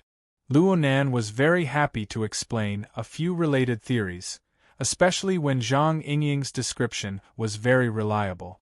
He immediately said, the generation, transmission, and output of energy and information are produced by the coupling of gears. Of course, gears themselves can produce. No, what I mean is, this is your first time seeing a mutant devil ray. How do you make it work for you? How do you make it do whatever you want? Zhang Yingying stared at him with wide eyes. Is your true ability similar to that of a puppeteer, a beast tamer, and so on? Or are you a mind controller? Red Fox raised his eyebrows in the sofa corner when he heard the last 3 words. Papercut grimaced in pain. Zhou Hu looked pensive. The others all had blank expressions. What's a mind controller? Chapter 322. Hearing Luonan use the theory of gears and order frames to explain Ouyang Chen's great work, the group of people in the corner of the sofa blinked, furrowed their brows, and scratched their heads. Their expressions were all different, but they couldn't avoid making eye contact. The atmosphere became even more bizarre. Zhang Yingying relied on the flash of inspiration just now to barely keep up with Luonan's train of thought. She casually tugged at a strand of hair and asked, "According to what you're saying, President Ouyang is using the heaven and earth. Yes, the spatial structure as an exoskeleton to control?" The explanation of formatting theory is that the self-format distorts the heaven and earth format. Perhaps the heaven and earth format can also be explained as the coupling relationship of several relatively independent gear sets. President Ouyang has changed their originally distant spacetime distribution. Luonan suddenly froze when he spoke to this point. Several seconds passed before he spoke in a low voice. It's the spacetime distribution. Through this method, the lag brought about by the spacetime distribution can be reduced. Here we go again. Zhang Yingying rubbed her forehead with her hand and sighed silently. Luonan's state of talking to himself was very satisfying to disgust his enemies, but it was far too heartless to use it on his own people. Fortunately, this state did not persist for too long. Luonan raised his head and twisted his face to look her straight in the eye. His brows even furrowed. That mind controller, is he the same as a psychic? As long as you set your mind to someone, there will be no end to the trouble? Papercut spat out with a pff. Zhang Yingying's mind spun. Oh, it really is like this. In a thousandth of an instant, she really did feel a little apologetic. Then she chuckled as she extended her elbow and placed it on Luonan's shoulder. Half of her body moved closer to him, and she adopted the attitude of a brother. Don't make random associations. Speaking of which, the spacetime distribution of gear sets is a very interesting way of saying it. Hey, isn't this the information that the people from headquarters want to know? Is it really okay for you to say it like this? I'm not saying it because some people have terrible attitudes. Luonan didn't believe that the logic world was some sort of secret. Perhaps An Weng's actions could barely be considered a secret, but He Wang had never warned him about this matter. The people from headquarters simply didn't have the patience to ask. Zhang Yingying pursed her lips. You make it sound so easy. I asked the boss about An Weng's matter, but she didn't explain it in detail. That might be because she doesn't understand formatting theory. Luonan knew that the boss Zhang Yingying spoke of was the illustrious and famous Her Majesty Empress Wu. But out of a subtle thought, he still made a joke. From what I can see, the facts are quite clear. It was President Ouyang's actions that gave An Weng convenience. He took the opportunity to lock onto a place that was originally very far away. He took a shortcut and jumped over. No one could truly understand his formatting theory and coupling theory, but his descriptions were logical and clear. Zhang Yingying and the others could imagine what would happen. Luonan didn't want to be labeled as a mind controller in his muddle-headedness. He had no concept of this title at all, so he asked, "What's the occupation of a mind controller?" It can be considered as an advanced level of hypnotist. They specialize in manipulating people's minds and are highly sought after in the various orders. The weaker ones can be in charge of preaching and preaching, the stronger ones can become the core priests, and there are a few who can directly become the leader of the order. By the way, we haven't had this lesson yet? The one who spoke wasn't in the circle of sofas. Instead, it was Bamboo Pole, who had just walked into the corner of the sofa. He was an expert in the study of secret orders. He had given Luonan the shorthand of the important people of the world course. The strong ones of the various major orders were a very important component. Luonan shook his head. He had no impression of them. He saw He Wang at this time. She was by Bamboo Pole's side, but he felt that she was a bit quiet and low-key. Luonan's forelimbs were weak right now. His body's reactions were slow by half a beat. He could only wave his hand at the two who had arrived as a greeting. Shuelei, who was by his side, instinctively stood up to give his seat. He was worried that He Yuan and the others would be polite, so he simply jumped over the back of the sofa and went to the back. Since this was the case, He Yuan thanked Shuelei and passed through the aisle of the sofa. She and Zhang Yingying just happened to sit on Luonan's left and right. The sofa was soft, and the three sat very close to each other. It was quite crowded. As for Bamboo Pole, he didn't join in the fun. He simply walked over to the bar in the corner of the sofa and occupied one of the only two seats. He asked for a martini and beamed as he watched the group of people rub against each other on the circular sofa. Papercut was a bit regretful when he saw this. He also wanted to have a drink or two.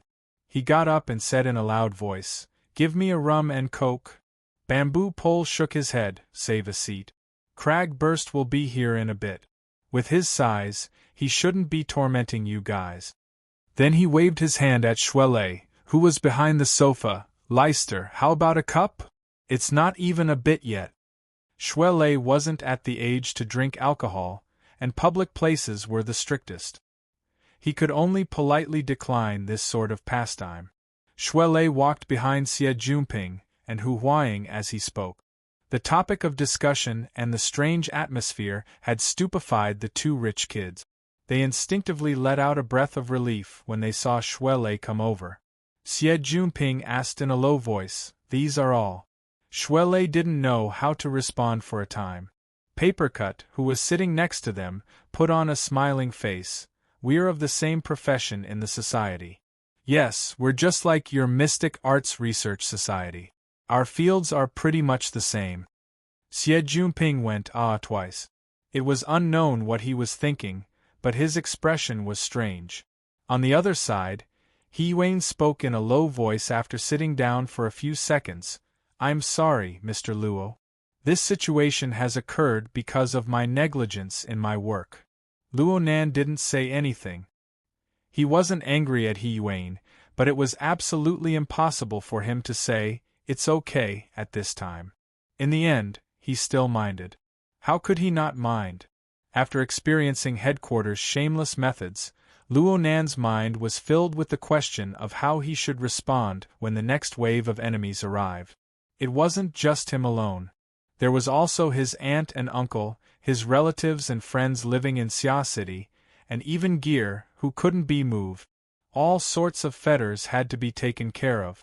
No matter how one looked at it, it was an impossible task. Before the train of thought was clear, a person's thoughts would naturally trace back to the past. All sorts of if, maybe, if, then, and so on, along with the corresponding emotions of complaint, regret, and so on. Luonan didn't have the mental strength to imagine things that didn't happen, but those fuzzy emotions still existed more or less. Following He Yuan's straightforward apology, they were like bad wine that hadn't finished fermenting. They broke through the walls of the barrel and splashed out. He didn't have the leisure to ponder over his words. He spoke bluntly, "I need a solution. Me. My family. My mother's blood and sweat. That group of scum. They can do anything." He had said these words to Shuelei. He had said them to himself. Now, he was saying them to He Yuan. In the beginning, he was speaking rationally. Now, he was venting his emotions. He Yuan responded in a deep voice. "President Ouyang has already sealed off headquarters maintenance authority on the psychic wave network. Gong Qi and his group will leave Xia City tomorrow morning." Luonan wanted to continue listening, but the words were cut off. He turned his head to stare at her. And then? "The branch is currently researching the relevant security plan. I'm fully responsible for the specific matters. Over." The sofa corner immediately sank into an absurd silence. Luonan was stunned. He only spoke after a while. "That's it? What about the specific actions? Staffing? Are there any guarantees? This sort of thing?" Papercut saw that the situation was far from good. He instinctively acted as a peacemaker. Nanster, it's not that the secretary isn't doing her best. It's just that the unrestricted warfare of ability users against ordinary people is a worldwide problem. The types are ever-changing. It's impossible to prepare a contingency plan. The secretary says that she's fully responsible. She'll certainly shoulder it. Everyone will do their utmost, right? Papercut's intentions were good, but Luonan's heart sank the more he listened. He absolutely didn't doubt Hiyuane's sense of responsibility, but this feeling of not necessarily being effective, even if they tried their best, seemed to be heading toward the worst possible outcome.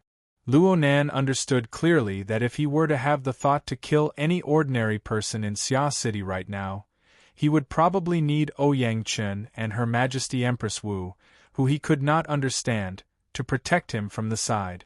Only then would he be able to defend himself. Aside from this, any conventional security measures would be meaningless. It would be useless even if Hiyuane mobilized the army to surround the target so tightly that not even a drop of water could trickle through. There were perhaps very few ability users who possessed methods like his, but there was no lack of powerhouses at the same level or higher. There was even the Order of Justice and Quantum Corporation. Powerhouses from various places would converge. Wouldn't the corresponding methods be ever-changing? All right, how did he end up standing on the opposite side of these powers? Luonan only had a vague answer in his mind. He wasn't willing to hastily come to a conclusion. He just took a deep breath, leaned his upper body forward, and rested his elbows on his knees for support. He hung his head in contemplation. No one followed up after Papercut's terrible consolation. There was another long period of silence, so long that it was suffocating. Speaking of which, there were no misunderstandings between them. But because of the enormous difference in the pressure they bore, they lost the foundation for deep communication, making it hard for this topic to continue. But there were some things that could not be avoided. Luonan was a member of the society, but the society was unable to give him help and protection. The upper echelons of the society even persecuted him. The difference between the branch and headquarters, or a promise or two, was not enough to fill this absurd crack. As for Hiyuane, she didn't want to say much. Ever since she arrived at the society, she had always been in charge of confidential work. She tried to change the situation of the society, leaking information everywhere. But strictly speaking, the leak of Luonan's information and headquarters' actions were all her responsibility. It was also her greatest setback after retiring from the military. She had to reflect, and so the two sat shoulder to shoulder. One was ramrod straight and the other was stooped.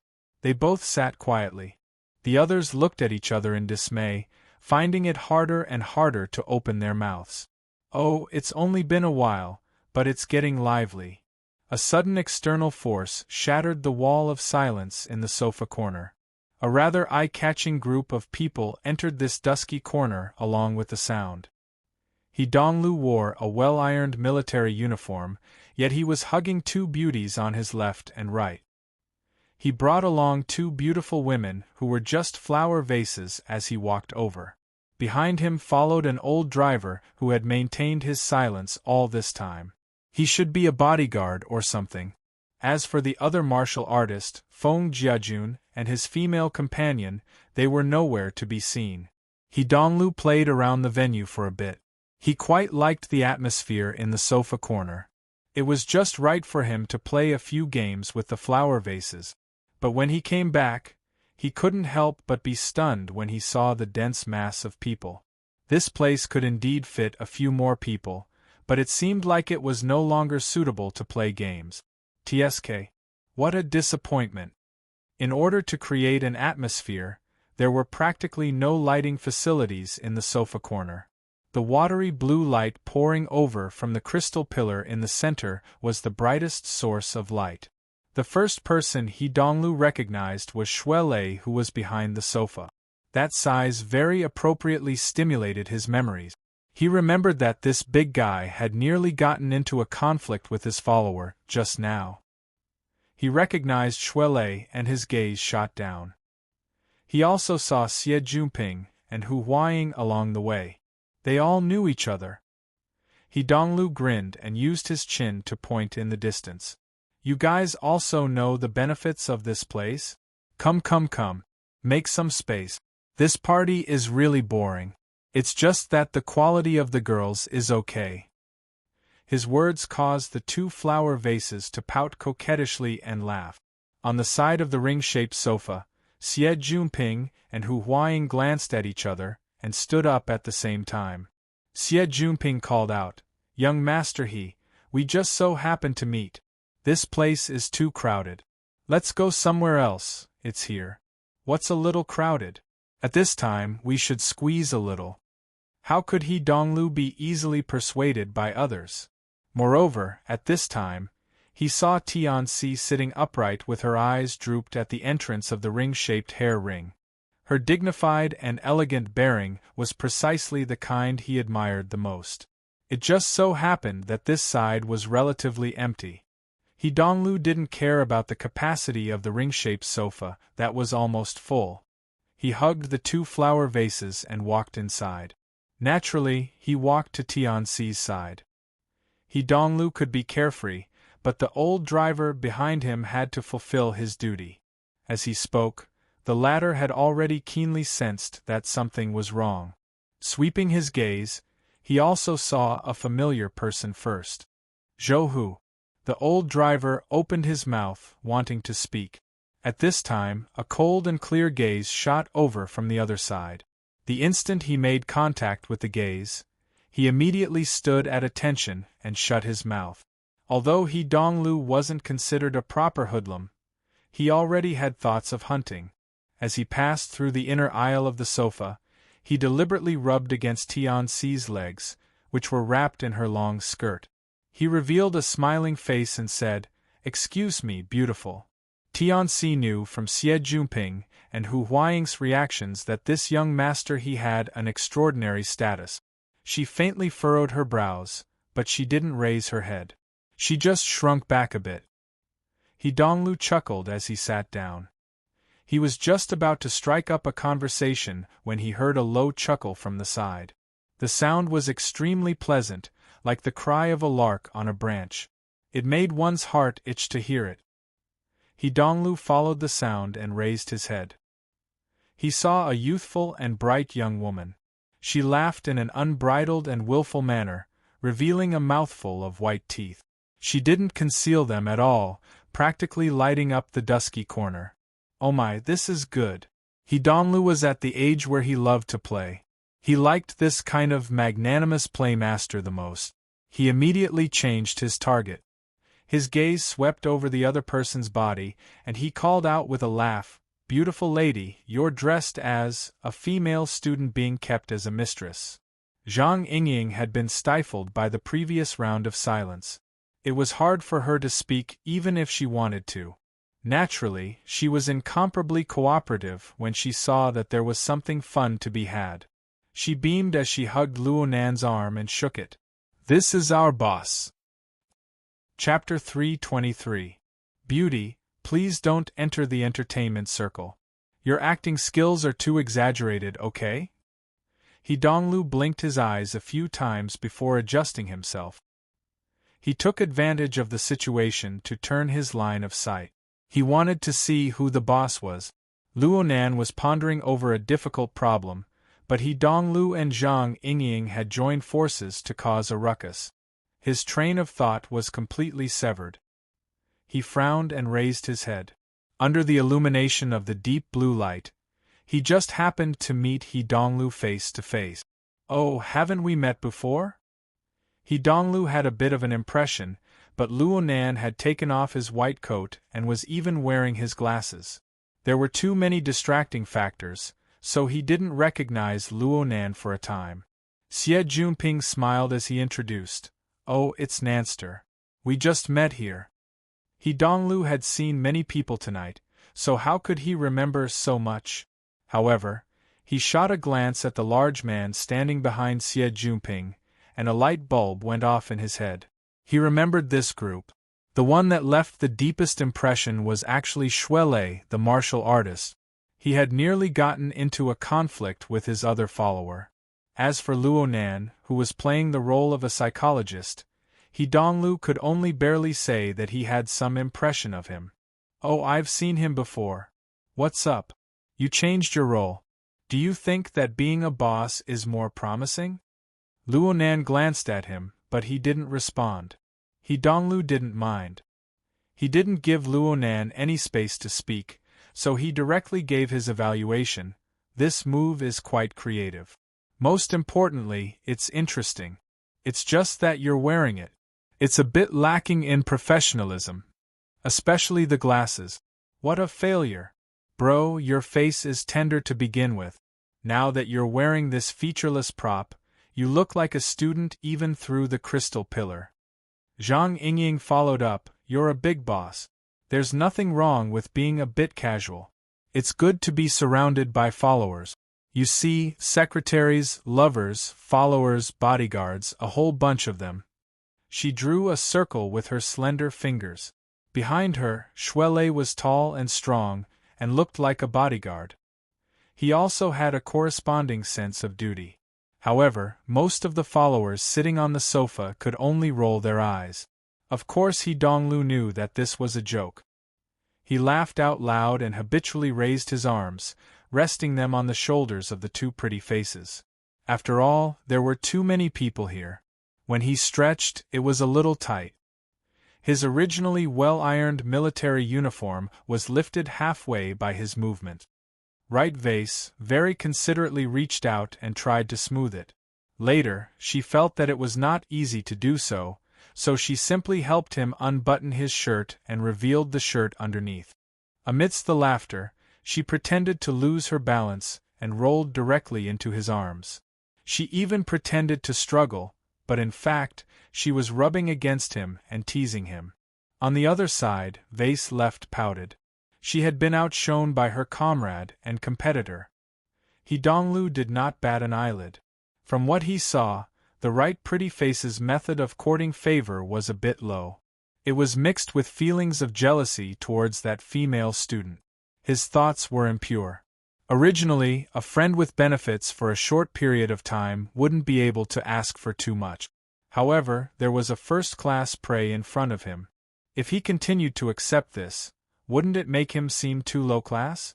Therefore, Donglu paid no attention to the plump and tender flesh rolling around his waist. His gaze swiveled, skipping over all the men. He only looked at the women. Soon, he discovered that Luonan's secretary on the other side seemed to be pretty good. The lighting in the corner of the sofa was dim, and the left pretty face was separated by the angle. Donglu wasn't able to see clearly for a time. He only knew that the woman was dressed in a white-collar outfit. She sat on the sofa, and her thin suit pants faintly outlined the lines of her legs. Her legs were slender and powerful, and the feeling was quite right. There was also the quiet lover at the edge of the sofa. He could see her even more clearly now that she was unobstructed. Don't look at her submissive appearance, she had a different flavor. Oh, she looked a bit familiar. TSK. Secretary, lover, and kept woman. They were all first-class characters. Donglu could not help but feel jealous. He had always been a bit emotional. He suddenly didn't want to pay attention to Luonan. Instead, he took advantage of the gap made by the right pretty face to chat and laugh with the lover at the edge of the sofa. "Beauty, I think we've met before." Tianxi gave him a glance and nodded slightly. She didn't say anything. This was a rather polite refusal. However, how could Donglu be sent away so easily? Since he had spoken, he had a follow-up move. He pressed down on the right pretty face with one hand, not letting the stupid woman get up and block his line of sight. He continued to strike up a conversation. "Let me think. Right. You came with Tang Yi, right? Uh-huh. You left a deep impression." Tianxi was startled, and her expression changed slightly. Donglu had already achieved his goal. He even moved his body closer to Tianxi. He deliberately lowered his voice. You just happened to separate from Tang Yi when I saw you just now. What a pity. I didn't even get to know you.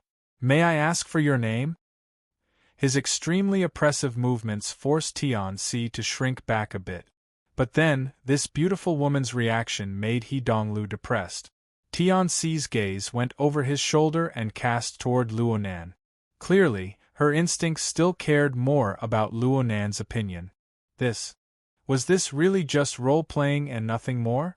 Oh, and also, isn't this ring-shaped sofa a bit too quiet? Just as this thought arose, Luonan began another conversation. Is there any way to get a large loan? Zhang Yingying responded, How much do you want to borrow? 60 million. Wow. Look at how determined you are to get it. It's true that I'm determined to get it.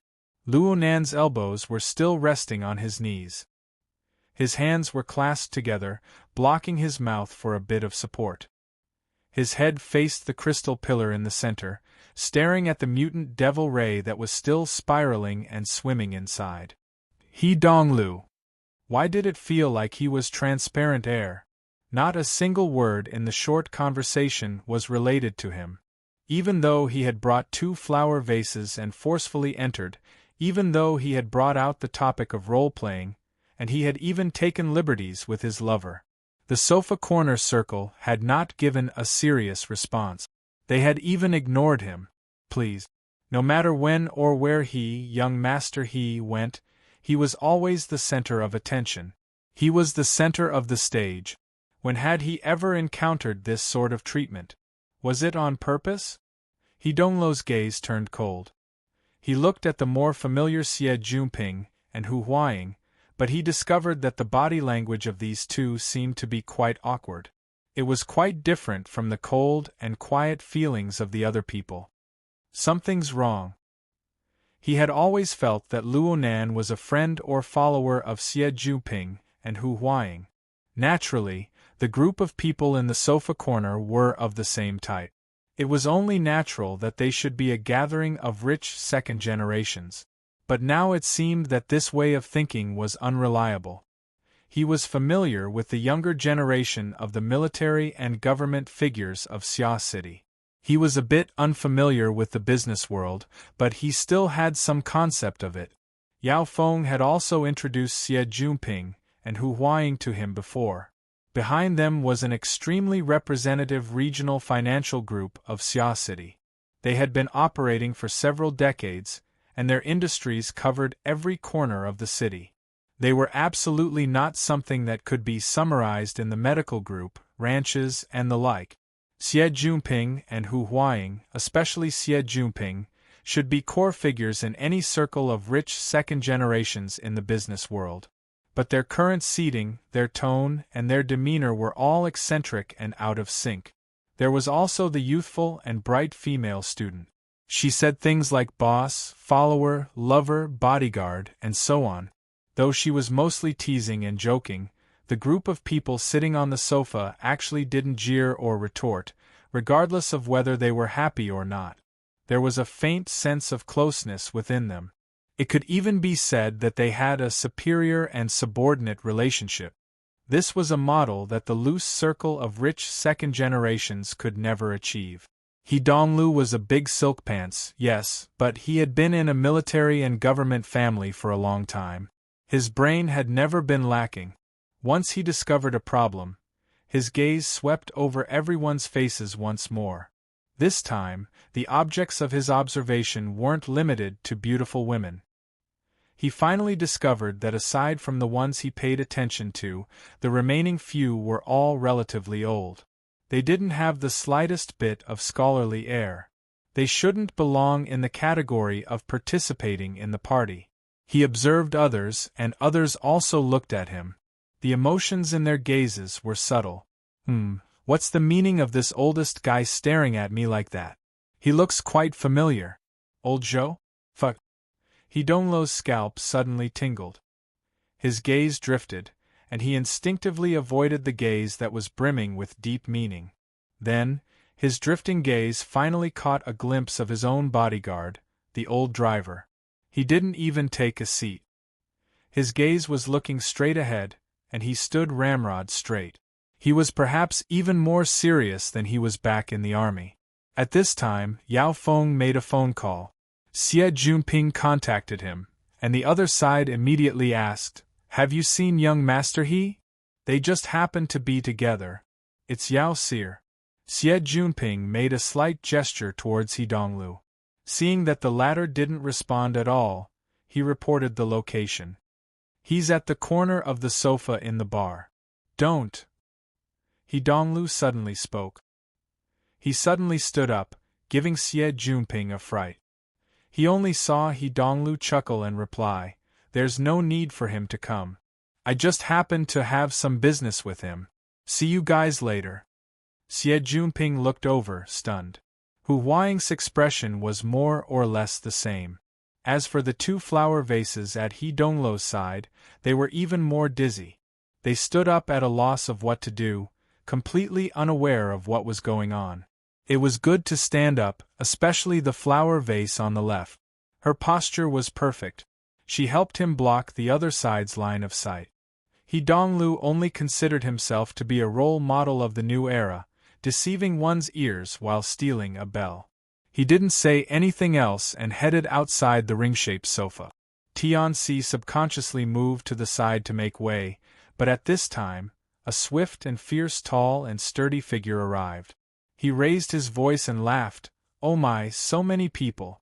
Are there any seats left?" Crag Burst had arrived. Before his laughter faded, He Wayne coldly said, "Stand." Crag Burst stared blankly for a moment.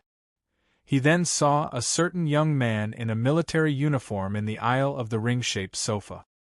His clothes were untidy, and he was about to take a step and jump out. He immediately came to a realization. He had always been a man of action. His large hand, the size of a cattail leaf fan, stretched out and pressed down on the young man's head, directly pushing him back. Crag Burst's thick and long fingers pinched He Donglu's head like a ball. His palm blocked He Donglu's mouth and nose, stifling He Donglu to the point where his eyes rolled back. Since birth, when had he ever been treated like this? Even if it was only for an instant, it was enough for him to remember it for a lifetime. Especially Xie Junping and Hu Huaying's stupefied appearance. It fully displayed the effects of this absurd play. He had finally been placed in the center of the stage, but he was playing the role of a freaking clown. An utterly terrible mood rushed to his head. He Donglu's face flushed red. Crag Burst's palm had just moved away when He Donglu stomped his feet and shouted, "He Wayne, is this how you treat your little brother?" The sofa corner suddenly turned silent. Truly, many people needed to adjust the way they stabilized their facial muscles. But soon, Zhang Yingying used a loud whistle and laughter to announce the failure of the adjustment. "Wow, Secretary He, you two siblings really complement each other." Cough, cough, cough. Papercut also broke down. He laughed and coughed. He even had to raise his hand to express his apology to He Wayne. He Wayne didn't care. He Donglu didn't care about hunting targets and the like. He glared angrily at Zhang Yingying and the crowd of onlookers who were watching the show. Countless vicious thoughts flipped through his mind. But soon, He Wayne issued a new order. "Take it off." These words came out of nowhere, but He Donglu understood in an instant. His face flushed even redder. He shouted, "Sis, leave me some face. This isn't a real military uniform. It's cosplay. A prop." He Wayne didn't say anything. She merely raised her head from the thick shadows and cast her clear and cold gaze. The left pretty face had long since been stupefied by this scene. Her legs went soft and she fell back onto the sofa. There was no longer any barrier between the siblings. Everything was clear and distinct. He Donglu was afraid of this, not to mention that he was from a military family. His methods were indeed taboo. In the end, he could only grit his teeth and take off his military uniform. He conveniently stuffed it into the right pretty face's bosom. He waved his hand irritably, like he was shooing away chickens and ducks. He told the two pretty faces to scram. "All of you go. All of you go." Hurry up! The two pretty faces left with stupefied expressions. He Donglu only wore a white shirt on his upper body. Even though the temperature in the building was adjusted quite well, he still shivered under the psychological effects. He spread his hands toward He Yuan in extreme helplessness. This should be fine, right? He Yuan ignored him. She tilted her head slightly and asked Luo Nan in a soft voice, Mr. Luo, are we going to the hospital now? Luo Nan knew that this place was no longer suitable. He nodded and stood up. Everyone moved with him the moment he moved. The members of the society stood up in unison. People like Xie Zhuping and Tian Si, who had no concept of what was going on, stood up subconsciously. The group of people walked out in a dense mass. Hey, what the hell are you guys doing? He Donglu suddenly became an invisible person. His urgent greetings were ignored. He was truly indignant. He couldn't help but reach out to grab his sister, but he didn't have the strength to do so. How could he grab her? He forced himself to keep up, but He Yuan's cold and clear gaze streaked across him. He immediately raised his hand and stood motionless in his original spot. He stared blankly as the group of people left into the distance. Hey, young master You're. Yao Feng rushed over from behind. He saw He Donglu wearing a white shirt. He raised his hand as if he had just been robbed. The dense mass of people in front of him had already merged into the stream of people. He couldn't see them clearly. Yao Feng just felt that this was inexplicable. He called out, Young master You can see me? Huh! He Donglu no longer paid attention to Yao Feng. He just lowered his hand and sat back down on the sofa. Since He Yuan was here, he had already more or less guessed the group's background. Everyone in the family knew where He Yuan's focus of work was during this period of time. A group of arrogant soldiers and valiant generals, criminals outside the law. He Donglu was still gnashing his teeth a bit, but he was confused in the blink of an eye. Secretary? What the hell? He Donglu tried to recall Luo Nan's face, but he was affected by his glasses and the dim lighting. He was unable to remember Luo Nan's face clearly. His mind spun a few times, and his impression became even more blurry. He leaned back, nearly giving up. But an exceptionally clear picture inexplicably flipped over in his mind. In the dusky region, the ripples of light were faintly discernible. Luo Nan and He Yuan sat side by side. One was stooped, the other upright. And wasn't the distance a bit too close? Chapter 324. October 28, 2096. 4:55 in the morning. Luo Nan's consciousness floated up from the chaos. It was neither close nor distant. He hadn't opened his eyes yet, but the hexaear had already projected a portion of useful information into his mind. It represented the beginning of a new day. Sunday's class schedule was updated and adjusted. Outings were arranged. Gear's repair progress was made. Grandfather's condition was brief. The latest battle situation regarding the logic world was on the internal forum. The series of information that had already been sorted out lit up on the hexaear's interface. Luo Nan's mind swept over, and he received the information one by one. But he didn't read it in detail. He just stretched lazily on the bed and adjusted his posture a bit. He laid perfectly straight and relaxed his body. Right now he was lying on the bed with his hands crossed behind his head.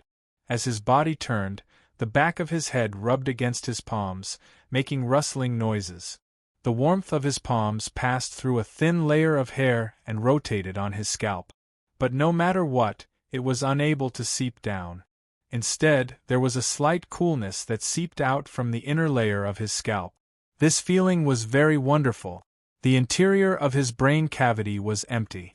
It was as if his brain tissue had melted away, leaving behind only the eye's orifice that was gradually becoming complete.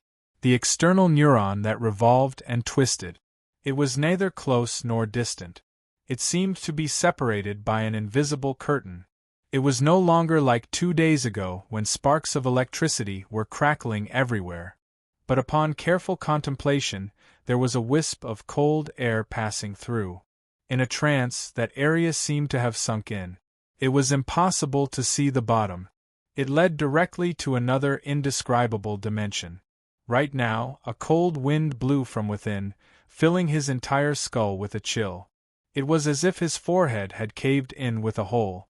Luo Nan grimaced with his eyes closed. His consciousness was a bit erratic. That cold and gloomy stream of air was like a long thread, pulling in enormous waves of grayish-white clouds. It churned and rushed into the depths of his brain. It opened up his mind, which was originally restrained in one place, to accommodate the unfathomable vast world of reality and illusion. He slowly opened his eyes. The room was dark.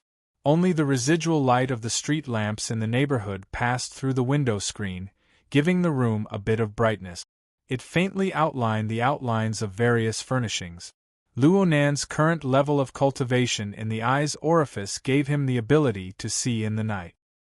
His gaze could see the fine details, but his line of sight was unfocused. He didn't pay attention to the structure of the ceiling. He was in a daze for a while. Then his gaze finally focused. He exerted strength in his waist and abdomen, and sat up.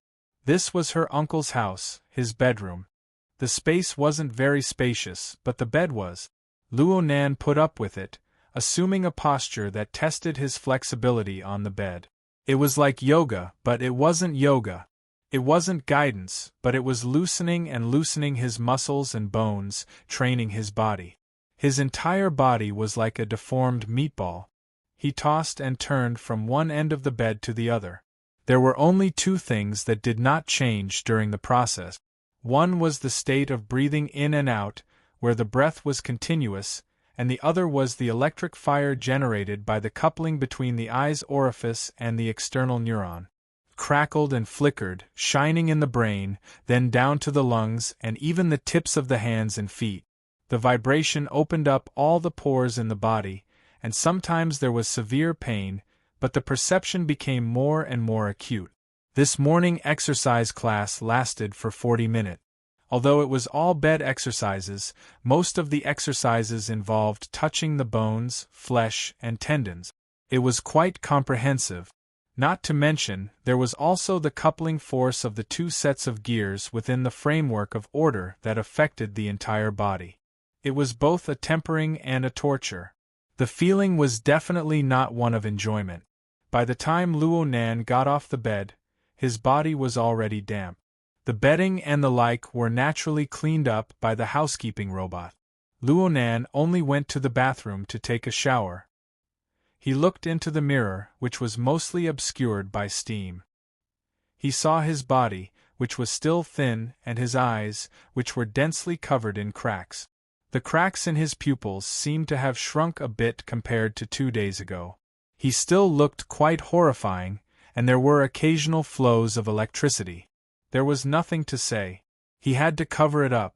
Luo Nan picked up the mirror case by his hand and put the contact lenses in his eyes. He couldn't use the other functions of this toy, but the effects of the contact lenses were first class. Luo Nan waited until everything was ready. He was dressed neatly, and he recovered his appearance as a young student. He went downstairs and went out to begin his routine morning run. He had just run out of the house when the sound of whistling entered his ears. It was transmitted through the hexaear, followed by a temporary tactical position. Luo Nan went through the information in his mind. He quickly turned his head and saw a tall figure 50 meters away in the darkness of the night. The figure was reaching out with his fingers, aiming at Luo Nan's head. Bang! You're still a bit slow. Crag burst grinned, revealing a mouthful of white teeth. Are you sure you want to compete in sniping? Luo Nan laughed as well. He communicated with Crag Burst through the hexaear and ran over to meet up. Crag Burst was dressed like a morning jogger. The two jogged side by side. Aside from the large difference in height, they were no different from other people who were training together. Cragburst's appearance outside Luonan's residence was naturally not a coincidence. According to the schedule, it was time for Cragburst to teach crash course in universal commands, and everyone understood that this was one of the protective measures for Luonan. The purpose of teaching was to ensure that there was always an ability user by his side. When an unexpected event occurred, the ability user could protect him, cooperate with him in battle, and so on. Perhaps He-Wayne already had such thoughts and arrangements when she created the training program. The actions of those people from headquarters only pushed this arrangement from hidden to obvious. Luonan was non-committal toward this arrangement. Compared to himself, he was more concerned about the safety of his grandfather, his uncle, and his aunt. The society had made arrangements for this, but the results had yet to be tested. Luonan wished that he would never test this for the rest of his life. I saw a post this morning. The big debate is getting more and more explosive. Most people are just messing around, but some people are quite interesting. Don't you have an anonymous post? Cragburst and Luonan were friends who had fought side by side. They were quite familiar with each other. They were quite different from the other teachers. Before the lecture, he chatted idly with Luonan about the heated debate in the logic world over the past 2 days. Luonan thought of the information he received in the morning and shrugged. Isn't it all a strategy? I think the results are quite good. Half a month had passed since that night at Frost River Reality. The discussion regarding President Ouyang Chen's logic world on the Society's internal forums had truly become popular. It looked slow, but it could be seen that the lover's heart was clear. It was all hype. The general logic was like this. Hey, have you heard of President Ouyang's logic world? A spatial fault that forms a world of its own. That's awesome. It really is awesome. But this toy is too high and mighty. I can't understand it. Haven't you seen the forums? A bunch of people are interpreting it. They're all so clear and logical. It's like they're all extraordinaries. But, Old You replied. Old You? Yeah. It seems that he agrees with the OP's words. But that OP only heard about it from someone else. It's just a casual remark. It's a bit roundabout. Her Majesty Empress Wu doesn't quite agree. Oh my. This person replied too? A fleeting moment. Those two haven't opened their mouths yet, but the people below are making a ruckus. They haven't stopped yet. They're all clamoring for President Ouyang to personally explain. Tisk tsk. Let's go take a look. Just like this, it was like a crosstalk. It was too fake, but it couldn't withstand the effects of Old Yu and Her Majesty Empress Wu's authority. There was also the anticipation of Ouyang Chen personally teaching and explaining. In a short dozen hours, related posts flooded the screen. They were full of words like support Old Yu, long live Empress Wu, pay respects to Old Yu, Her Majesty Empress Wu is the best, and so on. Of course, a bunch of bored people wouldn't let go of Ouyang Chen, the instigator. They posted messages like they were celebrating. President Ouyang has come out to receive guests. He's already outside the laboratory. Who has the guts to knock on the door? Seeing is believing. Hearing is false. Bragging will get you struck. I strongly request to set off fireworks again. No, I mean the logic world. 70 to 80% of the people who left such messages were from the Xia City branch. After Her Majesty Empress Wu had successfully entered the ranks of extraordinaries, Xia City's Iron Triangle had become even more illustrious. All the branch members were honored. So, instead of calling it a debate, it was better to call it a show of closeness. It actually increased the Xia City branch's cohesive force. In the eyes of some people, the posts had a different meaning. It seemed that the Xia City branch no longer wanted to hide the truth of the Frost River Reality incident. Did they want to announce it to the world? Otherwise, why would they mention the logic world? So soon, the other cities that had set up the psychic wave network joined in. Most of the people who followed were high-end people.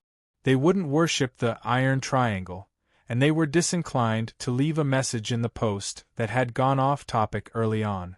But they would swipe a few times from time to time. They wanted to see if Ouyang-chun would say something later on. They wanted to see if he would reveal any useful information. And this was the effect of the hype. The attention of those people would be pulled to the side of the iron triangle. They wouldn't talk about Luonan all the time. These were the three big shots of the Xia City branch. They were diverting the pressure from Luonan. It could be considered a patch for the sudden incident from 2 days ago. Luonan calmly accepted this because this was what he deserved. But then again, whether this diverting method would be effective was still uncertain. It was impossible for Luonan to place all his hopes on this. He just paid a bit of attention, that's all. Moreover, there were tens of thousands of stories. There were many long-winded discussions, confusing people, and stirring up the atmosphere. They were all mixed together. Luonan felt dizzy just looking at them. It was better to keep a respectful distance. However, Luonan was also curious about Cragburst's attitude. Don't you hate this kind of pure mouth cannon the most? Can you keep looking? Why can't I keep looking? It's very pleasing to the eye. Cragburst gave a thumbs up. Her Majesty Empress Wu is really cool this time. She took all kinds of private photos. She's so beautiful. And then there's that group of girls from her firm. They're lining up to take photos together. This is a once-in-a-decade opportunity. Hurry up and save them. Remember not to save them on the psychic wave network. Otherwise, if Her Majesty is in a bad mood, all the collections will be finished. Fine. Luonan now understood why the popularity of the post had exploded. But then again, Her Majesty Empress Wu was a legendary woman. Luonan had long heard of her name, but he never had the chance to meet her. He was very curious as to what kind of person she was. She was able to tame Zhang Yingying, who had a temperament like hers. Luonan's thought was born, and he wanted to observe. He never expected that Cragburst would scream as soon as he opened the page from the Hexaear. Fuck! My cloud drive! Chapter 325. Luonan was running in front, breathing smoothly. Cragburst was tearing apart a certain scoundrel who had taught him how to transfer. The two were connected through the Hexaear, but Cragburst howled in his excitement. You said transferring is the only way to be safe. What's going on now? Virus? Is the Martial Empress so bored that she planted a virus in her balls? Oh right, she doesn't have any balls. The latter half of his voice was very low, but it soon rose up again. You don't know? I listened to your fucking introduction and used your transcoder to transfer the files. Of course it's yours. Why would I use it for anything else? F***CK. You're wailing. Cragburst grinned as he spoke, reversing his mood. Oh my! I heard about your super high-end, super high-capacity archive. It turned to ashes just like that? That's quite a pity. Cragburst ended the communication with a big laugh. He felt that he finally had someone to take with him, even though the person was a bit thinner. He impatiently explained to Luonan, "It's that bastard bamboo pole. He's really hurt himself this time. He reaped what he sowed." Luonan didn't have that kind of agitated experience. He wasn't a veteran like Cragburst or Bamboo Pole. He just followed along and asked, "Isn't it troublesome to transfer from the psychic wave network to the internet?" "I heard so. But it's fine as long as we know how to use the tools." Bamboo Pole wrote a few small programs that are quite easy to use. Of course, he's screwed this time. Is it a simple information transfer, or is it an interference and coupling between the mental and material planes? Let's not talk about this. You can just ask Bamboo Pole later. Cragburst immediately called for a stop. He wasn't interested in pure theory at all, especially with Luonan's fierce reputation. If Luonan really got up early in the morning, it was as if he had drunk 3 liters of alcohol. His day would be wasted. Cragburst admitted defeat, but Luonan was a bit regretful. Right now, he was very interested in all phenomena and theories that could involve format conversion, interference coupling, and so on. His breakthrough 2 days ago had opened a door to him. The door was full of treasures, but there were far too many treasures. He hadn't completely sorted them out yet. He needed to continue working hard. Luonan's morning running exercise had just begun. He thought for a bit and changed the topic. I still haven't thanked you. Cragburst waved his hand. How could that be? This sort of mission is easy and convenient, and you get points too. Only your secretary would be so considerate in arranging it. No, I'm not talking about that. I'm talking about the analysis of winning and losing factors and the mentality of facing the enemy. What you told me was really useful and helped me a lot. Let's talk about some experience. If we can use it, it means that we have a tacit understanding. Cragburst rubbed his big bald head. He was quite proud of himself. He gave Luonan another thumbs up. You were able to find a concept that suits you so quickly. You're quite amazing. Oh right, I heard from Zhang Yingying that it's called coupling? To be precise, it's formatting theory. Coupling is a type of application. It turns theory into reality. Luonan knew that Cragburst didn't want to listen to theory, so he didn't say too much. According to Cragburst's suggestion, one must have an unshakable conviction when facing a powerful enemy. That conviction must be established upon one's most irreplaceable advantage. Luonan didn't hesitate too much. He chose formatting theory. Only a complete set of laws and rules established upon the foundation of formatting theory could be an irreplaceable element fused into his bloodline. It was formatting theory that brought him inconceivable experiences. It presented the marvels of the dark side of the world to him. It allowed him to know what others didn't know. It allowed him to see what others didn't see. It also gave him the authority of certain laws and rules. And what was even more fortunate was that he was able to comprehend his mother's coupling theory in time. He borrowed the heart lantern of the eye's orifice that Xiao Shenyu had taught him to put the capital of formatting theory into practice. He could completely use a lofty tone to speak to an ability user like Black Beetle like that. You can't see what I can see. You don't know what I know. You can't compare to what I can control. You can't reach where I'm at. Frankly speaking, this feeling wasn't bad. Luonan grinned and laughed. The temperature flowing through his veins seemed to increase somewhat. On the other side, Cragburst pondered for a bit.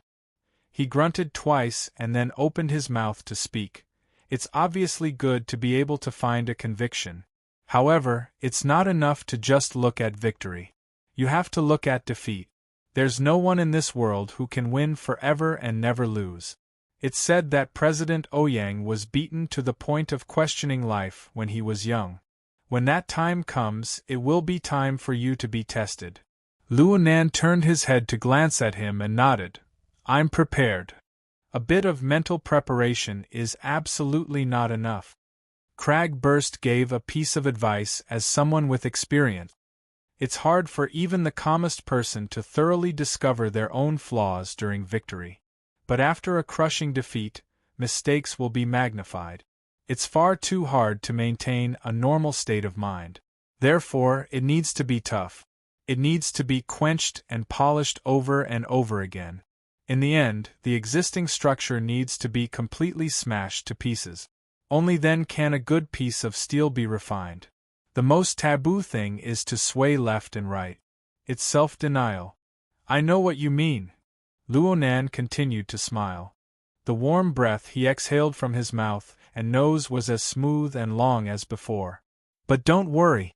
I have no other choice. The blow of failure had arrived a long time ago.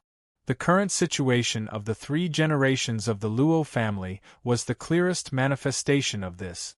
But since his grandfather, mother, and perhaps even his father, all of his flesh and blood had poured their blood and sweat into formatting theory, Luonan was destined to be the driver and reviser of formatting theory before it crashed, even if it appeared to be a sports car that had gone out of control at high speeds.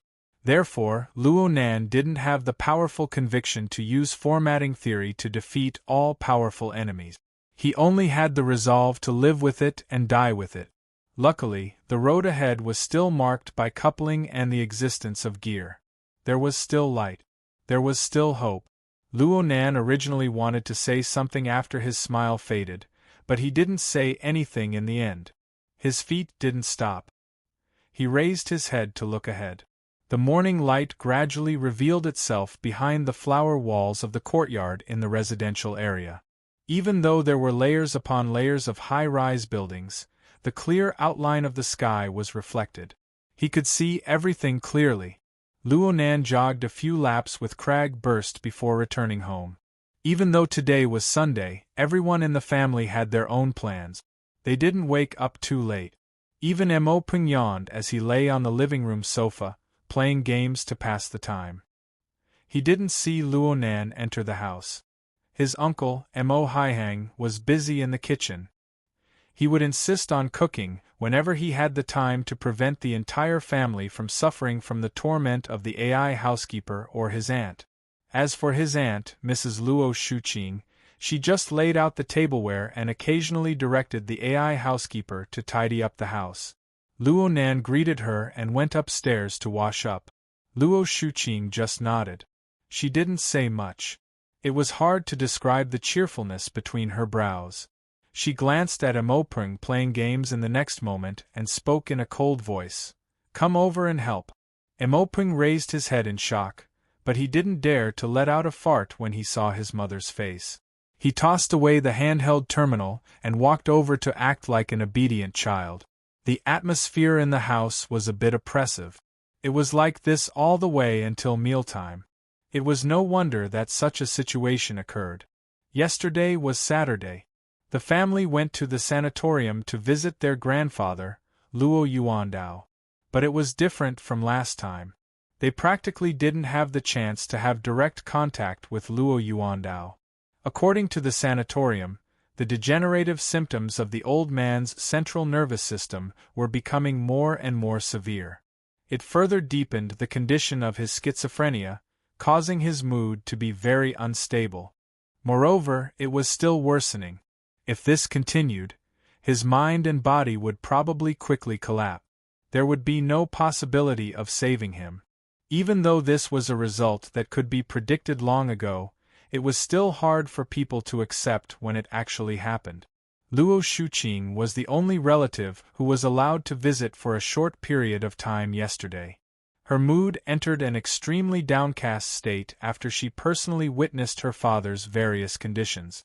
Her mood didn't improve by much after a night. Because of this, the dining table was strangely silent during breakfast time. Luo Nan buried his head in eating. Thin slices of beef were paired with millet porridge. A dozen or so slices of meat were directly pressed into the bowl of porridge. The porridge was thick and scalding, and it was wrapped in the fragrance of meat. It went very well with the rice. He used the largest bowl in the family. His progress was also the fastest. It didn't even take 10 minutes for him to finish his third bowl. Don't drink hot food. It's hot and you'll get sick. Luo Shuqing only ate a shallow layer of porridge in her bowl. She didn't have any appetite. She just watched the others eat. In the end, she stared at Luo Nan and opened her mouth to admonish him. Luo Nan just grunted and continued to bury his head. He slurped the golden millet porridge into his mouth, eating boldly and confidently. His appetite had always been astonishing. After following Gym Master Xiao to cultivate in the eye's orifice, his appetite had increased. Luo Nan wasn't indifferent to his grandfather's worsening condition. However, the experiences of the past few days, especially when he was swaying back and forth on the edge of life and death, caused a different feeling to linger in his heart. There were actually many attitudes one could have when facing the pain of one's loved ones. Sorrow was a common and helpless action in the secular world, but it might not be suitable for him. Luo Shuqing didn't get angry when she saw her nephew bury his head and eat. She just asked her husband, "Did Nan gain some weight?" Mo Haihang could guess that his wife had sensed that something was wrong with her mood. She was trying to adjust herself, so he grunted and said, "Old Mo, give me a number. What's Luo Nan's weight?" Old Mo was the AI housekeeper. He grasped the body data and health index of the entire family. He immediately responded with a magnetic baritone voice. Mr. Luo Nan's weight was measured at 52.6 kilograms on October 28. His BMI is 18. 8. That's fine. Mo Haiheng nodded at Luo Nan. You've put on a bit more weight recently. Your complexion looks better, though it's still on the light side. Luo Shuqing felt a bit gratified. Her lips curved into a smile. It looks like practicing martial arts was the right choice to stay in the hospital for a long time. I'll let the chubby kid go later. Mo Ping had been shot while eating. He immediately opened his eyes wide with an innocent expression. Luo Nan swallowed the piece of meat in his mouth and helped him out of this predicament. Gym Master Xiao is about to move. The dojo will be temporarily closed for business. Luo Shuqing furrowed her brows. Then what are you going to do? I don't go much. I just need to give some pointers occasionally. They only accepted me because of Leicester. This can't happen again.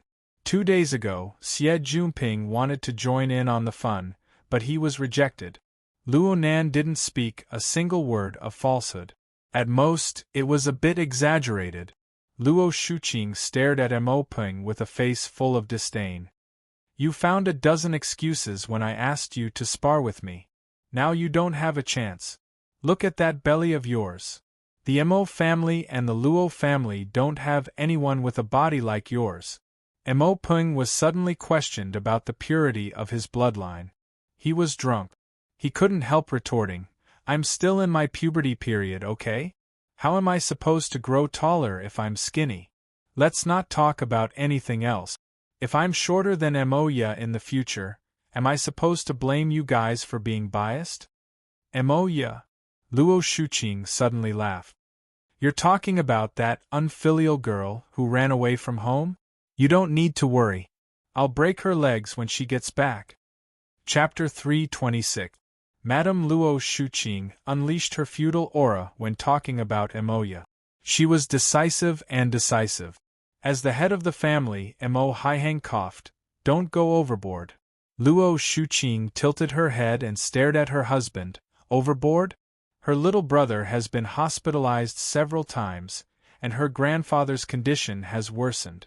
She's been away from home for nearly a month, and she hasn't called once a week. Her entire mind is on that band. Who's the one overboard? Luo Nan and Mo Ping glanced at each other. They buried their heads in their food. Of course, they couldn't tell their aunt or mother that Moya had rushed back to see Luo Nan the second time he was admitted to the hospital. She just hid it from a certain someone. Yes, Mo Haiheng knew about it. He even covered for her. But right now, he still had a calm expression. It was quite admirable. Mo Ping saw that his father was acting beautifully, and his brain heated up. He blurted, "She'll be back in a week. You can teach her a lesson when the time comes." Who's wrong? Is there anyone who curses their sister like that? Luo Shuqing shot him a cold glance. She seemed to be shifting her anger. Mo Ping stepped on a landmine. He buried his head back down with a face of grief and indignation. Luo Nan had been burying his head in his food the entire time, but he was distracted by the topic of Moya. Luo Shuqing was worried. He was worried as well. But they were worried in different directions. They were in troubled times. Even with the support of the Xia City branch, it was hard to take care of the entire family. Not to mention that Moya was hundreds of kilometers away in a border town. In terms of worry, he was even more worried than his aunt. Nan Nan, what are your plans for today? Luo Shuqing wanted to ease the atmosphere. She no longer clung to her son and turned to ask Luo Nan, bringing him back to reality. Luo Nan answered honestly, I need to go to the maintenance center in the West City.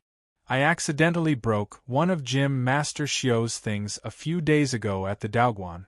I need to go get it fixed. Luo Shuqing was a bit surprised. West City? That's quite far. Should I take you there? No need. I've already booked a car. It'll be there after dinner. Luonan quickly finished eating. He tidied up a bit and ran out. The car he booked was Cragburst's military off-road vehicle. It was parked outside the residential area and had been waiting for a long time. Cragburst's original off-road vehicle had already been destroyed on the recycling stratum. This was a newly purchased one, and it looked even more domineering. Luonan sat in the front passenger seat and adjusted his posture. The car was a military-style car, so the seat was a bit hard. But it was truly spacious. With his height, he could practically stretch his legs in the seat. TSK, how much is this car? About 2 million. Cragburst started up the car and ran over the road like a tank. Not long after, he cut into the high-speed magnetic track and continued to accelerate. Luonan used to be the least concerned about this sort of thing, but right now he was very envious. Tycoon! Are all ability users easy to earn money? Why can't I find a way? Cragburst laughed. You're still thinking about 60 million? Didn't the secretary say she would help you find one? I can't always trouble her. Luonan's two palms fiercely pressed against his temples. He propped up his elbows, half stretching, half venting. He had hardly ever worried about money before. After all, he was the only son of the Luo family. His parents had invested in his education and living funds when he was born. He had a fixed amount of credits to spend every month. Add the doting of his aunt and uncle, and Mo's financial support, and he was barely able to support himself even when he was conducting pharmaceutical research. But if he wanted to purchase the mutant devil ray in the crystal pillar of Ocean Sky Cloud City, the large sum of 60 million far exceeded his level of living. If he was still that stuffy research student and followed the prescribed routine, it wouldn't be easy for him to earn this much money in his lifetime. And now, he heard that the Yao family couldn't stand the destruction the devil ray was causing to the ecosystem within the crystal pillar. They were constantly contacting the next family. Perhaps the price would drop if he dragged it out for a bit longer, but it wouldn't mean much to Luonan. The most important thing was that he didn't have enough time. Oh my. I get annoyed just thinking about money. Luonan sighed. He only had this sort of opportunity to vent his frustrations in front of someone he was familiar with like Cragburst. Cragburst curled his lips. Your appetite is too big. Money doesn't just fall from the sky. If you really can't do it, I'll sponsor you a few million later. I'll make up for the difference or something. We're in a society of credit. Who would have so much spare money? Luonan leaned against the back of his seat. He cupped his hands weakly. Thanks, but I'd rather you introduce me to a way to make money. I have no clue at all. Where did you find it before? Renbufa of the Society. I've looked for both official and private matters. It's all points and resources. I've never seen cash. There are points to exchange, but the market price of one honor point is 1 million. It's like trying to put out a cart of firewood with a cup of water. Zhang Yingying, Papercut, and the others all urged me not to trade. Of course you can't trade. Cragburst slapped the steering wheel. The society's pricing hasn't changed in 30 years. You know, it's purely used to scam people. If you want to trade, you should go to the black market. Pooh. Don't go to the black market either. There are countless scammers there. Many of them are set up by the bastards of headquarters to specifically sweep point. Luonan grunted. They said the same thing. Honor points are very, very, very important. Right now the Society's Circle has formed a very closed-off rare and precious resource trading platform. It's either barter or use honor points as money. Nothing else matters. Cragburst was still worried that Luonan didn't know the depth of things, and that he would run headfirst into it and be countered by others. Cragburst put in more effort to explain. In my opinion, this is the biggest reason why the society is able to last until today. Look at how the society has caused the heavens to be angry and the people to be resentful. Especially headquarters. But the majority of people are still here. There are still large groups of people who are sharpening their brains to get in. Why? Isn't it because of this resource trading platform? It's whetting everyone's appetite? You can't see it right now, but when you go deeper into cultivation, you'll need maintenance, treatment, and advancement. Large amounts of points will be casually thrown out. One mistake and your progress will stagnate for several years. Luonan nodded, then shook his head. He laughed bitterly. Right now I just want to make money. Make a lot of money. Cragburst grinned. So you're looking in the wrong direction. The Society's trading platform has already formed a closed-off circle. The money of the secular society isn't worth a fart. If you really want to make money, and you want to rely on your extraordinary abilities to make money, then you need to find those circles that are neither close nor distant from us. Neither close nor distant? In other words, those who know of the existence of the inner world but don't possess the relevant abilities themselves. They hope to hire ability users to do a few special things. Individuals, financial groups, military and political powers, and so on. Cragburst turned his head to look at Luonan's face a few times when he spoke up to this point. He had a rare hesitation. This circle is half black and half white. Perhaps it's too early for you to make contact with it. What's too early? It's too late to make money right now. Oh, hold on. Using ability users. You mean, to do some illegal things? Luonan came to a realization. Cragburst shrugged. It's half and half. It depends on luck. Then, I'll go try my luck? Fine. In any case, with your current ability, it's just a matter of time before you make contact with these people. I'll take you on a trip later. This circle is mainly concentrated in a few private clubs. Most of the transactions are done face-to-face. Only after you get familiar with them can you take up work online and negotiate prices. Cragburst gave Luonan some relevant information, but he only spoke in general terms. Luonan could only understand the specific content after he made contact with them. Today was certainly not the day. Luonan's main mission right now was to repair the central mechanical device of the Tai Chi ball. Luonan and Cragburst used an hour's drive to arrive at an electronic equipment shopping center located in the western district of the city. It was called Crossover. This Crossover Electronic City was a good place to ask Papercut for advice. There were over 10,000 stores of various sizes inside, and it was integrated with a large 24-hour repair service center. It was also the largest professional DIY exchange community in Xia City. Luonan and Cragburst arrived at around 9:30 in the morning. The electronic city was already crowded with people. Hundreds and thousands of unmanned devices crisscrossed in the dedicated tunnels above each floor. It was a bustling scene. Their destination was none other than the large 24-hour repair service center. Luonan followed the process and handed over the mechanical parts that needed to be repaired, the reservation number, and so on to the registration desk. Maintenance workers were assigned, and they followed the hovering ball to the corresponding workstation. They saw the pretty maintenance consultant and waited. The hardware facilities of the repair center were extremely excellent. Even the waiting area was arranged in an extremely comfortable and luxurious manner. There was also a surveillance video that led directly to the workstation. It could be displayed in the form of a 3D holographic projection, allowing the maintenance workers to have a panoramic view of their work progress. It was as if the maintenance workers were right next to them. However, it gave people the feeling that a considerable service fee was likely to be pasted on top of the maintenance fees. There were many eyes here, so Cragburst didn't discuss sensitive topics with Luonan.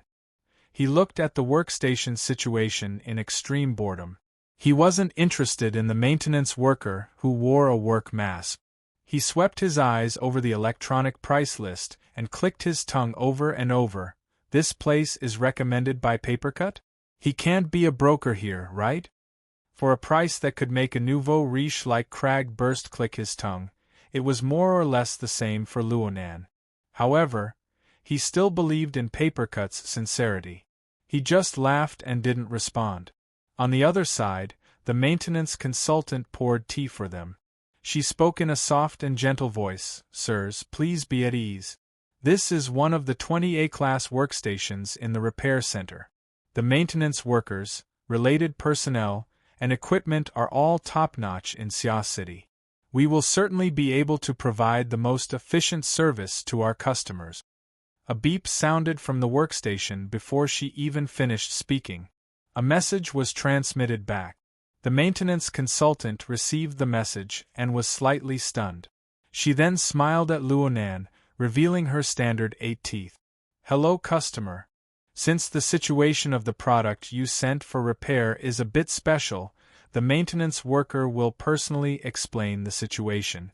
She turned to the side and made some fine adjustments, allowing the holographic projection to be clearer. However, the maintenance worker displayed on the projection wasn't as pleasing to the eye as she was. The maintenance worker had already stopped his inspection work. He lifted his mask, revealing his thin cheek. His appearance was unremarkable, but since he was able to work as a technician on an A-class workstation, he was undoubtedly an outstanding professional. He sat behind the workstation and nodded toward Luonan and Cragburst. He looked quite amiable. Chapter 327. "Hello, Worker Jai." Luonan greeted politely, but he soon blinked his eyes. He felt that this maintenance technician was a bit familiar. Furthermore, he noticed that Worker Jai seemed to be sizing him up as well. Worker Jai's gaze wasn't directed at his face. Instead, it lingered on the notebook between his elbows. Their eyes met again. Worker Jai smiled and continued, "There are no relevant records of the product sent by the customer for repair. Preliminary confirmation is that it's a DIY product. Speaking of which, this student seems to like this kind of thing?" Luonan was startled. He looked at where Worker Jai's gaze landed, and memories from the depths of his brain were flipped to the surface. He suddenly realized why Worker Jai's face felt so familiar. He had indeed seen it before. Last month, he had a conflict with Li Xueqing and his gang, and his flexible e-ink screen was trampled. Taking advantage of the Precision Electronics Interest Club's club activity, he wanted to repair it. It was this Worker Jai who had disassembled the flexible e-ink screen, allowing Luonan to discover the external neuron. He remembered that he had behaved rather rudely in a moment of desperation. Fortunately, this Worker Jai had a good temper and did not hold it against him. Luonan revealed a smile as well. "Ah, Worker Jai works here. Many thanks for the other day. What are you thanking me for?" "All I did was dismantle and reassemble it once, nothing else. By the way, is that board fixed?" Luonan didn't know how to answer the question. While he was stunned, Worker Jai changed the topic. "What you brought today is also a DIY product. There's no ready-made manual to refer to, so it'll be more troublesome to repair.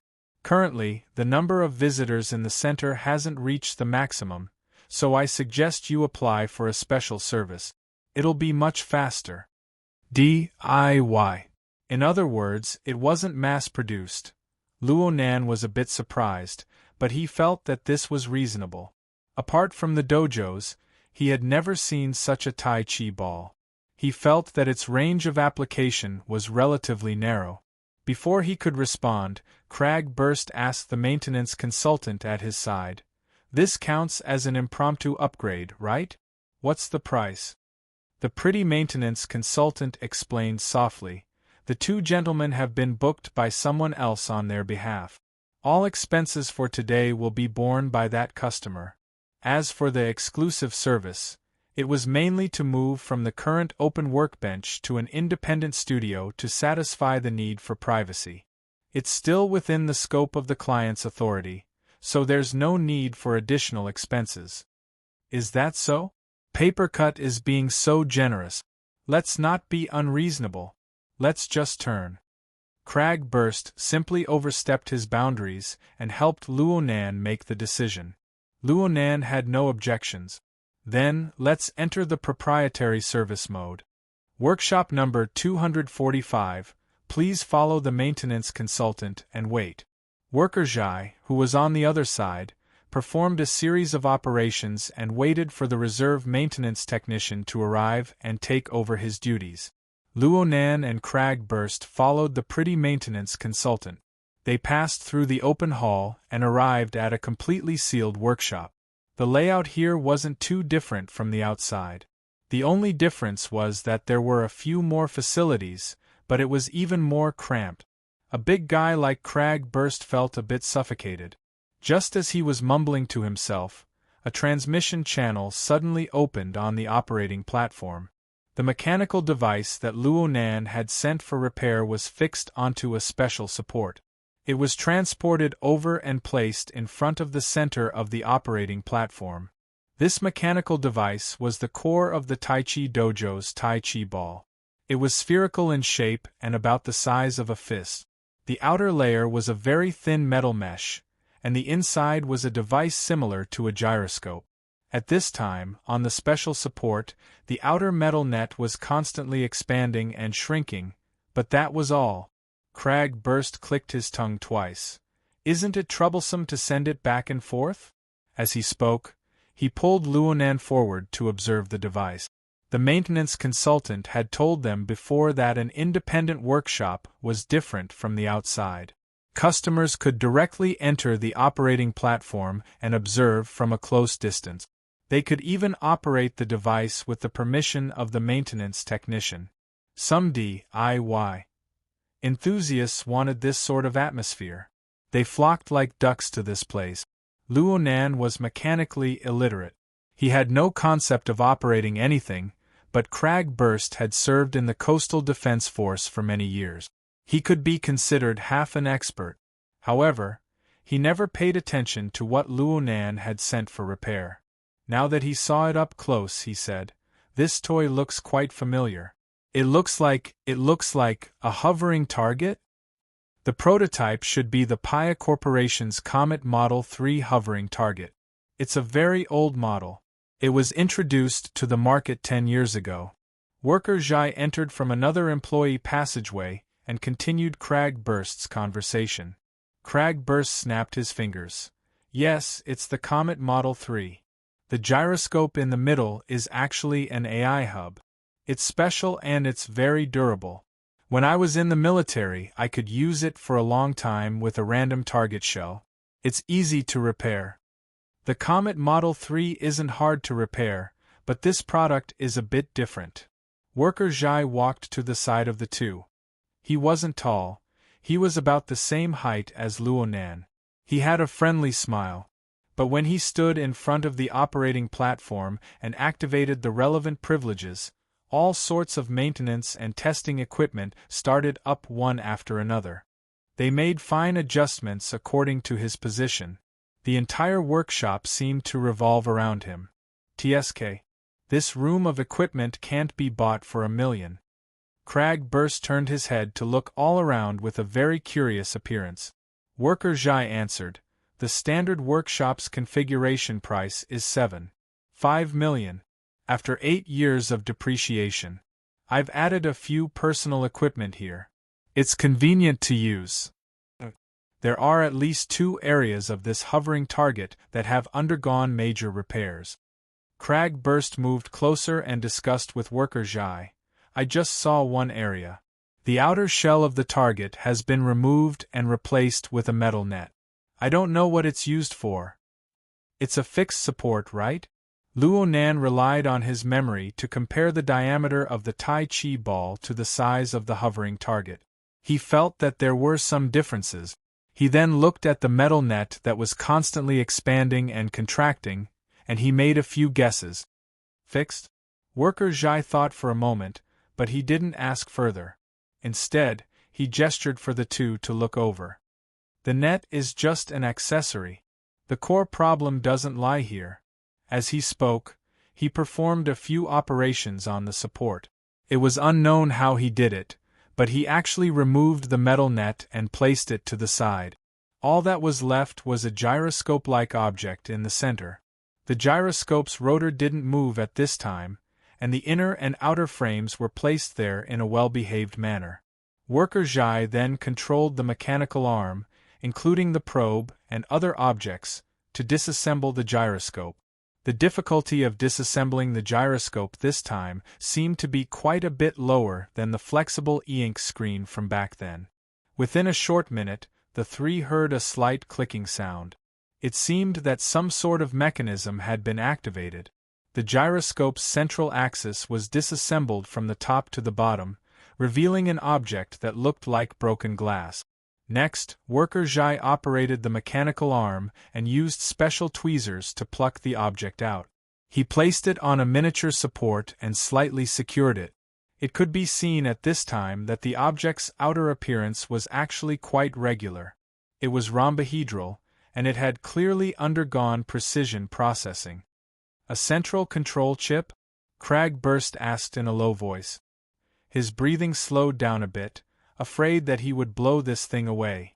Luonan didn't speak. He just narrowed his eyes. Chapter 328. Luonan observed the rhombohedron object as well as Worker Zhai. The latter was carefully sizing up the former with great concentration. It's definitely not part of the Comet 3's design. The hovering target's control program is very simple. The main control chip has already been integrated into the shaft, and this little thing seems to be unnecessary. Cragburst asked curiously, "Unnecessary? Let's do an experiment." Studio 245, 1 Batwing Model A outer shell, thank you. The last few sentences were directed at the warehouse in the maintenance center. As he spoke, Worker Zhai let go of the rhombohedron object. He inspected the gyroscope's rotor and its internal and external frames, especially the disassembled central shaft. He repeated this process twice before beginning to assemble it. It was obvious that Worker Zhai had deliberately ignored the tiny rhombohedron during the assembly process. He had only restored the gyroscope-shaped floating target. His speed was very fast, and he finished assembling the shell before the conveyor belt arrived. When the outer shell arrived, Worker Zhai quickly stuffed the gyroscope inside. In the end, what appeared before Luonan and Cragburst's eyes was a very strange bowl-shaped object. It looked like a flying saucer that wasn't very regular. Cragburst was very familiar with this toy, the Batwing Model A target aircraft. It combines high-speed flight and emergency hovering maneuverability very well. The Model B and Model C can actually be used as simple weapons platforms. They can be used in the wilderness. Worker Zhai smiled at Cragburst.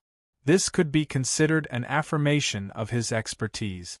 Then, he let go and the big bowl-o target machine floated in the air with a low hum. It slowly moved horizontally, gliding past the tips of the three people's noses, and gradually accelerated. As the speed of the target plane increased, it was like a bat, flying back and forth in the narrow workshop, but there was no collision. Worker Zhai looked at the light screen to the side. Various test data was displayed on it like a waterfall. 10 seconds later, he shook his head. "I didn't discover any problems." As he spoke, Worker Zhai cast his gaze toward the miniature support. His gaze paused for a moment under the rhombohedron object. He switched to the holographic interface and displayed the repair order that Luonan had filled out before. "I need to make a confirmation. The fault you discovered, Mr. Luo. It's a Tai Chi ball that can float in the air." Luonan was very cooperative as he gave a general description of the situation. Worker Zhai thought for a moment, then asked, "How heavy is the Tai Chi ball?" "It's half the height of a person and it's made of hard metal. It should weigh at least a few hundred kilograms." Luonan really wasn't too sure. Worker Zhai made a sound of surprise. Cragburst coughed. "Nanster, the motor of the floating target can only lift 5 kilograms at most." Worker Zhai shook his head. "I don't see any changes to the floating target's propulsion and transmission mechanism. Oh, if the metal mesh is used as a support, then it can be considered a part of the transmission mechanism. However, its propulsion doesn't make sense." Is that so? Luonan only had a superficial understanding of the Tai Chi ball. It was very hard for him to answer such a question. After a moment of consideration, he could only pull up his contact list and call Shuelei. At this time, Shuelei was at home. It seemed like he was still doing a lot of training. He was panting slightly. He really didn't want to waste any time. Of course, he was familiar with the Tai Chi ball, but the problem was that he was not good with words. If he really had to describe it, he would not be able to express himself. The Tai Chi ball is able to continuously accumulate and transform the energy that is struck into various forms of rebounding force. It can also directly change the nature of the energy. Crag Burst bumped Luonan with his shoulder. He's worthy of being your best friend. It's the same. Luonan ignored him. He still wanted to communicate with Shuelei, but Shuelei had already found a more efficient method. How about this? I recorded a video last year about training with the Tai Chi ball. I'll send it to you now. You'll understand once you see it. It's true. The video file was right next to his hand, and Shuelei immediately began to transfer it. The network environment of the repair center was quite outstanding. Luonan saw that there was a lot of bandwidth, so he simply opened up a video call, allowing Shuelei to directly participate. Shuelei and Crag Burst had met before. Luonan just introduced Worker Zhai to Shuelei, and the video file was finished transferring. Worker Zhai indicated for Luonan to transfer the file to the wide hologram, and they watched it together. The video was recorded from a very monotonous angle. It was clear that Crag Burst was recording himself. The location was in Jim Master Xiu's backyard. Shuelei was bare-chested, revealing a body of strong muscles. He adjusted his breathing and punched. Shuelei punched the Tai Chi ball, producing a deep sound. It was clear that Shuelei's strength was considerable. However, the Tai Chi ball only trembled slightly. This penetrative force is truly beautiful. Crag Burst clicked his tongue in admiration. He was not stingy with his praise. He turned his head to face Luonan and said, "Leister is truly amazing." He sent the maximum power of his fist into the center of the Tai Chi ball. The hovering target took the brunt of the force. That's why there's such an effect. Shuelei's strikes continued without end.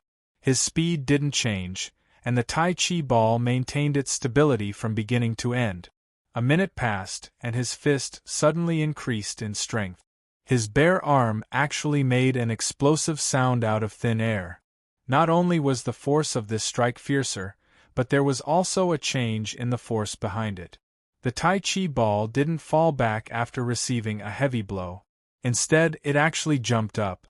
It jumped over the edge of the metal bowl, reaching a height of 20 centimeters. Shuelei connected with another punch just as it was about to sink. The hovering target jumped up once more, swaying a bit. This time, it didn't come down. The Tai Chi ball, weighing several hundred kilograms, floated in the air. It was 30 centimeters above the ground, and it began to spin. Shuelei's expression was focused. The speed of his punches didn't change, but one punch after another brought with it an explosive sound. The hovering target was still swaying at first. Occasionally it would shift, but later on the swaying became smaller and smaller, and the spinning speed grew faster and faster. The luminous patterns on its surface were visible even in broad daylight. The video ended here. Crag Burst applauded and cheered. Shuelei was a bit embarrassed. Luonan looked at Worker Zhai. Worker Zhai was looking at the still image of the video. Worker Zhai was a bit spellbound. He sighed in admiration, but there wasn't much surprise in his expression. Crag Burst saw Worker Zhai's expression and grinned. "What do you think? Do you see the trick yet? Can it be fixed?" Worker Zhai lowered his head and pondered for a moment. His expression was still calm. "I get the gist of it. It should be a way to store and transform external kinetic energy. The storage is like a spring. The greater the force, the greater the expected rebound. The method of transformation is quite interesting. It goes from straight force to rotational force. There's also that buoyancy." Let me do an experiment. He moved the miniature support, sending the miniature rhombohedron into a certain instrument chamber. It was fixed on all four sides. A buzzing vibration immediately rang out. It could be seen that it was imitating Shui Lei's fist strength. It was transmitting external kinetic energy into the rhombohedron. Luonan adjusted the direction of the video to let Shui Lei see the process of the experiment. The three people observed very attentively, but there were no changes to the miniature rhombohedron even after a dozen or so seconds had passed. Worker Zhai wasn't in a hurry. He soon made another adjustment. This time, he directly connected the miniature rhombohedron with electricity. The voltage and current increased, but the rhombohedron within the instrument chamber still didn't have any reaction. It's completely broken? Shui Lei was a bit disappointed. Should we try again after it's completely restored? Cragburst wanted to change his method.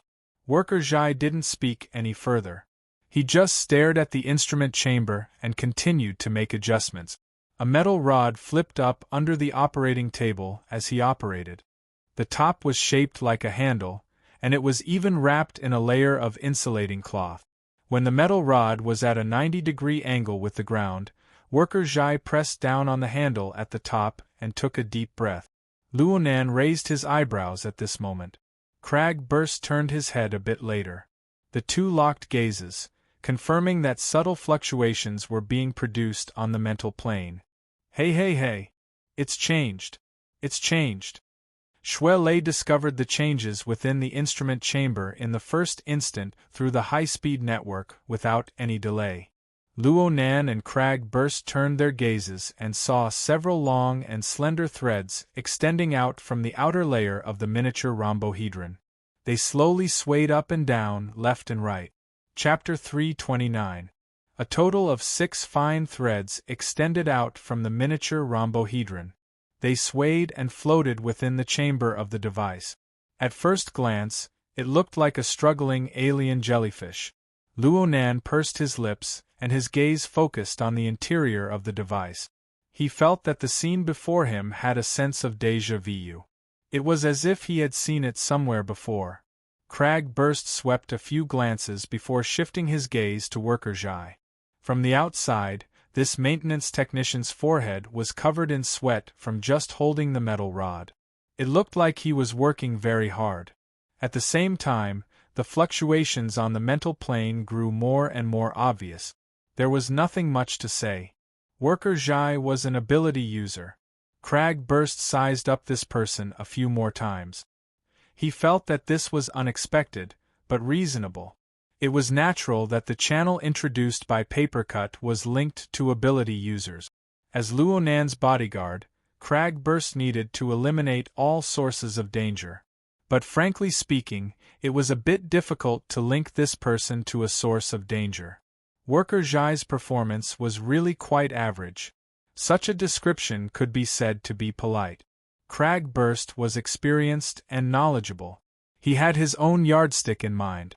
Worker Zhai's performance of disturbing the mental plane just now was probably a level higher than that of the ability users Cragburst had seen before.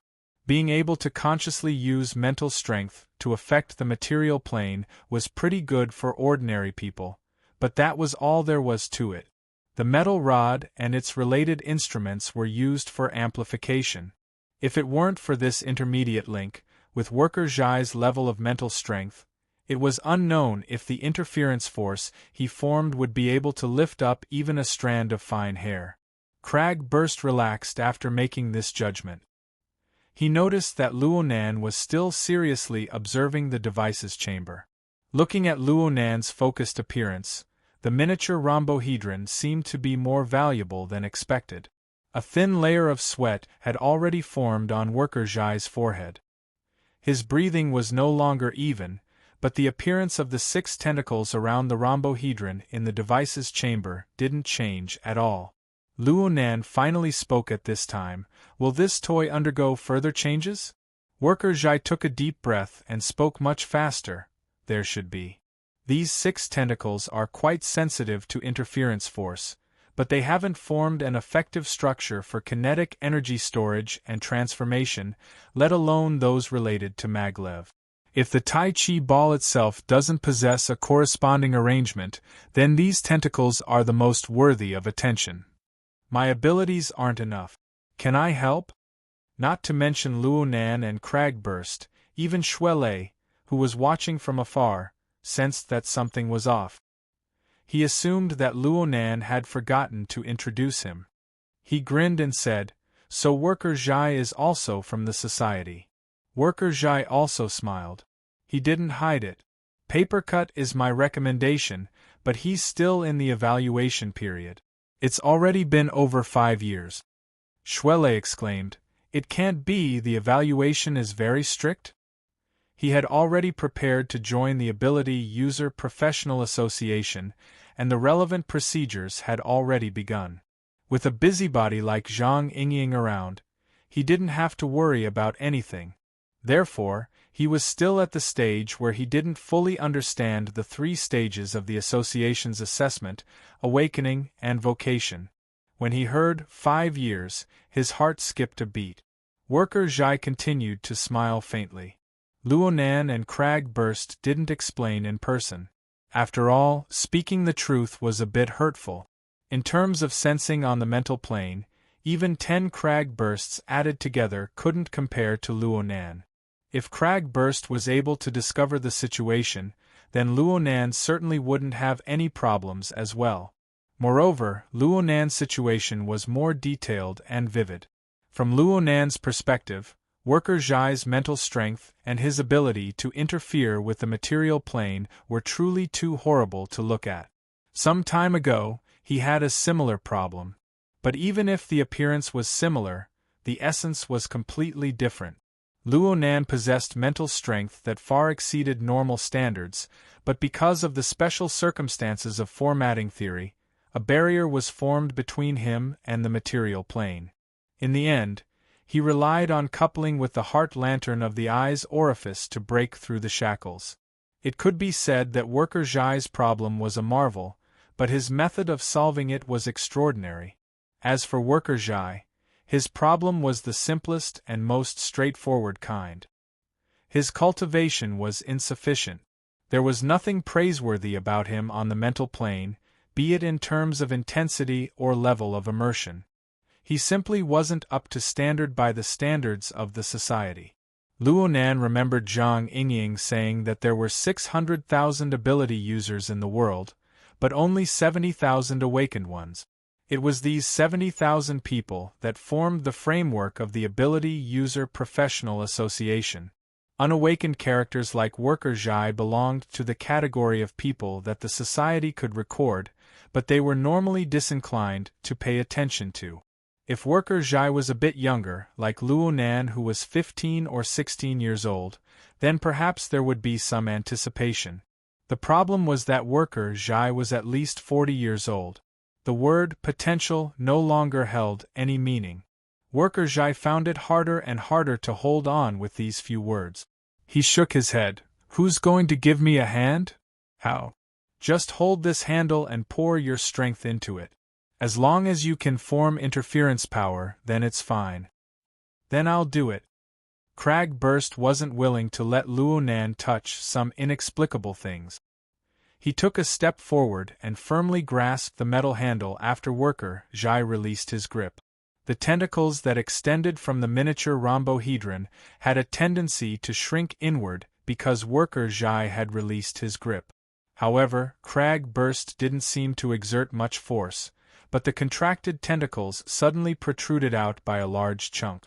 They even became a bit thicker. The space of the device's chamber became much narrower, so much so that the tentacles had to continuously coil in order to accommodate them. Soon, the 4 people could clearly see that 5 forks had silently separated from each tentacle. They were finer than the tentacles of the previous level, and they were slowly elongating. There were a total of 36 filaments. They crisscrossed from time to form a marvelous dynamic pattern. "This is amazing!" Shuelei's attention was immediately drawn back. He scratched his head as he watched. There are other mechanisms in this toy? Cragburst was blinking as well. It was as if he was recalling something. He asked Worker Jai, "Is this okay?" Wait a moment. Worker Jai used the scanning device to analyze the dynamic pattern formed by the tentacles. He formed a simple diagram and transferred it to the holographic screen. Then, he began to operate and make corrections. In a short 10 seconds there was a dynamic pattern. It appeared one after another, appearing in succession. It was like an animated short film. There was a clear sequence to it. The structure of the kinetic energy conversion is okay, but it's still not enough. Again? Watch me. Cragburst didn't pass on this responsibility. He added 2 more layers of force as he chatted and laughed. However, there was no further reaction from the device's chamber. Worker Jai indicated for Cragburst to look at the dashboard below the metal rod. Continue. It's fine as long as the needle doesn't enter the red zone. Then I'm going to play for real. Cragburst grinned. A layer of dark red radiance seemed to suffuse his bronze-skinned face. Even his pupils revealed a scarlet color. His 5 fingers moved a bit on the metal handle. He was just about to exert force when he heard, "Stop." Cragburst instinctively withdrew his force. He glanced at the dashboard, but he saw that the needle had already made a large jump. It had nearly entered the red zone. "I haven't even used my strength yet.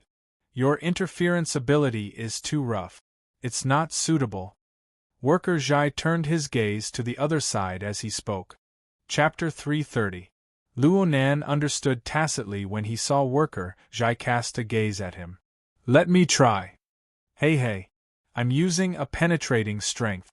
But Cragburst didn't let go. He was a bit unconvinced, but he was still wary on a deeper level. "You tell me first. Let's not talk about Nanster. I don't seem to be much worse than Shuele. If he can activate the effects, why can't I?" Worker Jai responded warmly, "I'm thinking about it. There are 2 reasons. First, my amplification device is more suited to mental ability users. You are a typical fleshly body enhanced. Your interference direction is different. Second, this miniature rhombohedron is perhaps more like our wristbands. Daily usage is 1 layer, developer options are another layer." Cragburst rubbed his big bald head. He felt that what Worker Jai said made some sense. He cast his gaze at Luonan, who nodded. Worker Jai's operation just now was extremely precise and meticulous. His mental strength borrowed the minute electric current of the device to realize the amplification of interference on the material plane. But when it came to you, Brother Cragburst, the amplification device's effects were completely destroyed. "So it's like this." Cragburst nodded. When he looked at Worker Jai, his gaze was a bit different. "Is it electron affinity? This ability is quite good. It's especially suited for maintenance. It's like adding wings to a tiger. Which place doesn't need electricity nowadays?" Worker Jai laughed involuntarily. "It's not suited. It's necessary. I'm a mental ability user. If I can't realize electron affinity, then further research would be wishful thinking." As he spoke, he cast his gaze at Luonan. His thoughts were rather complicated. "I don't even dare to think about Mr. Luo's eyesight. We amateurs who haven't entered the door are truly left in the dust when compared to the awakened. Well, Nanster is a special case." As Cragburst spoke, he made room for Luonan. He added, "I feel like I've seen this toy somewhere before." Luonan didn't speak. He took a step forward and grasped the metal rod. When Cragburst let go, the tentacles of the miniature rhombohedron retracted. Luonan didn't release his power in time. He didn't make any further movements until the tentacles were completely retracted. "What's wrong?" Cragburst didn't understand. Probably just observing. Worker Jai was a precision-oriented, mentally enhanced. Even though he was unable to observe Luonan's movements on the mental plane, he was able to guess the corresponding train of thought. Cragburst said, "Oh." He felt a bit embarrassed for being so suspicious of Worker Zhai just now. He pressed down on his earlobe and made a gesture for members of the society. Let's add each other as friends. Worker Zhai smiled bitterly and waved his hand. I'm sorry, I can't. Eh? You don't have an ID on the psychic wave network? There's one, but it's hard to use. Worker Zhai shook his head again. I do have some mental strength, but it's not enough to interfere with reality at any time. That's why I've only been able to wander around the periphery of the circle these past few years, relying on my craftsmanship to make a living. Fortunately, Papercut took care of me and often introduced me to some work. There was no doubt that Luo Nan had been introduced in this manner. Cragburst said in surprise, It can't be that bad? I can see that your interference force is on point. That's in this studio. Outside of here, I'm no different from an ordinary person. Worker Zhai glanced at Luo Nan. He saw that Luo Nan still hadn't made a move, so he turned his head back and said, Papercut has put in quite a bit of effort. He's tried to help me with the awakening ritual, but I'm limited by my talent. I've only gained a bit of an affinity with electrons over the past 5 years. I'm still far from being able to do anything else. I need to rely on a hearing aid in order to use the hexaear and access the psychic wave network. Right now, I've only reached the 2nd level. I can only watch television, listen to the radio, and so on. I have no way of interacting with others. A hearing aid? Did you design it yourself? Cragburst was able to understand that this was a type of amplification device. He was a bit curious. The people of the society, as long as they're involved in mechanical and electronic design, amplification devices have always been a hot topic. The larger the measurement, the better. You're talking about the 4-dimensional measurement. Worker Zhai was a technician. He always paid attention to similar theories. Right when he was about to discuss a thing or two with Cragburst, Luo Nan suddenly let out a long breath. His palm left the metal rod. The miniature rhombohedron was still in its initial state within the device's chamber. Compared to Worker Zhai and Cragburst's progress, it was a complete and utter regression. Shuele, who was watching from afar, didn't participate in the conversation between Cragburst and Worker Zhai. He focused on observing Luo Nan's methods from beginning to end. But the more he watched, the more disappointed he became. Nanster, is it no good? I want to take it out and give it a try. Luo Nan turned his head to look at Worker Zhai. This device won't be of much help to me. The direction of its amplification is mainly in strength. I feel that it would be better to go a bit deeper. Depth, strength, sensitivity, and affinity. These were the 4-dimensional measurement that Worker Zhai had just mentioned.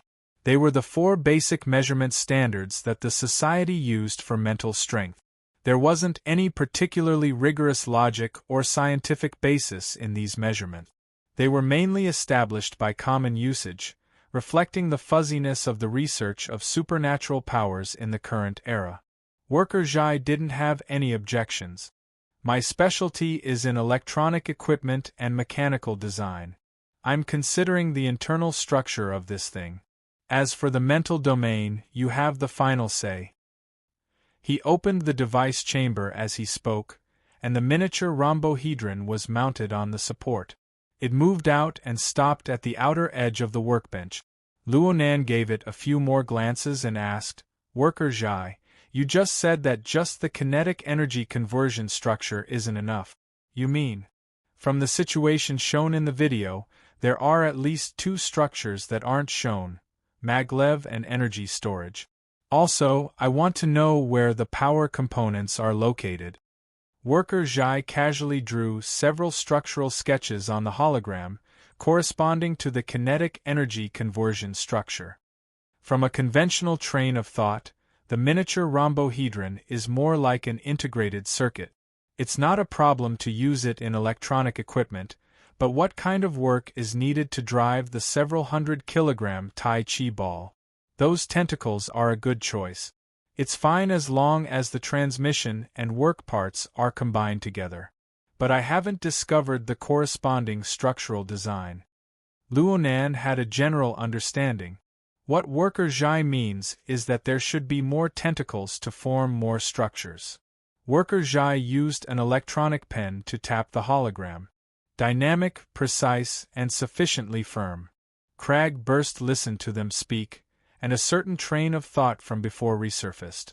It became clearer and clearer, separated only by a thin layer of paper. He rubbed his forehead forcefully. Tentacles, structure, precision. What's that again? Luonan laughed and asked. In other words, the miniature rhombohedron driving the Tai Chi ball is very likely to be accomplished through those tentacles? Worker Zhai nodded, and Crag burst clapped his hands forcefully. Holy crap! The dynamo core! Luonan didn't say anything more. He took a deep breath, and his towering iceberg-like mental strength resonated with the heart lantern of the eye's orifice. Incorporeal lightning crackled and scuttled, forming a seemingly substantial bolt of lightning in the depths of the cracks in his eyes. The miniature rhombohedron inexplicably trembled at the focus of his gaze. This object couldn't compare to the external neuron. It couldn't compare to Jack's deep-sea Type 4, but the sparkle on the mental plane and the corresponding spark of lightning in Luonan's eyes truly belonged to the dynamo core.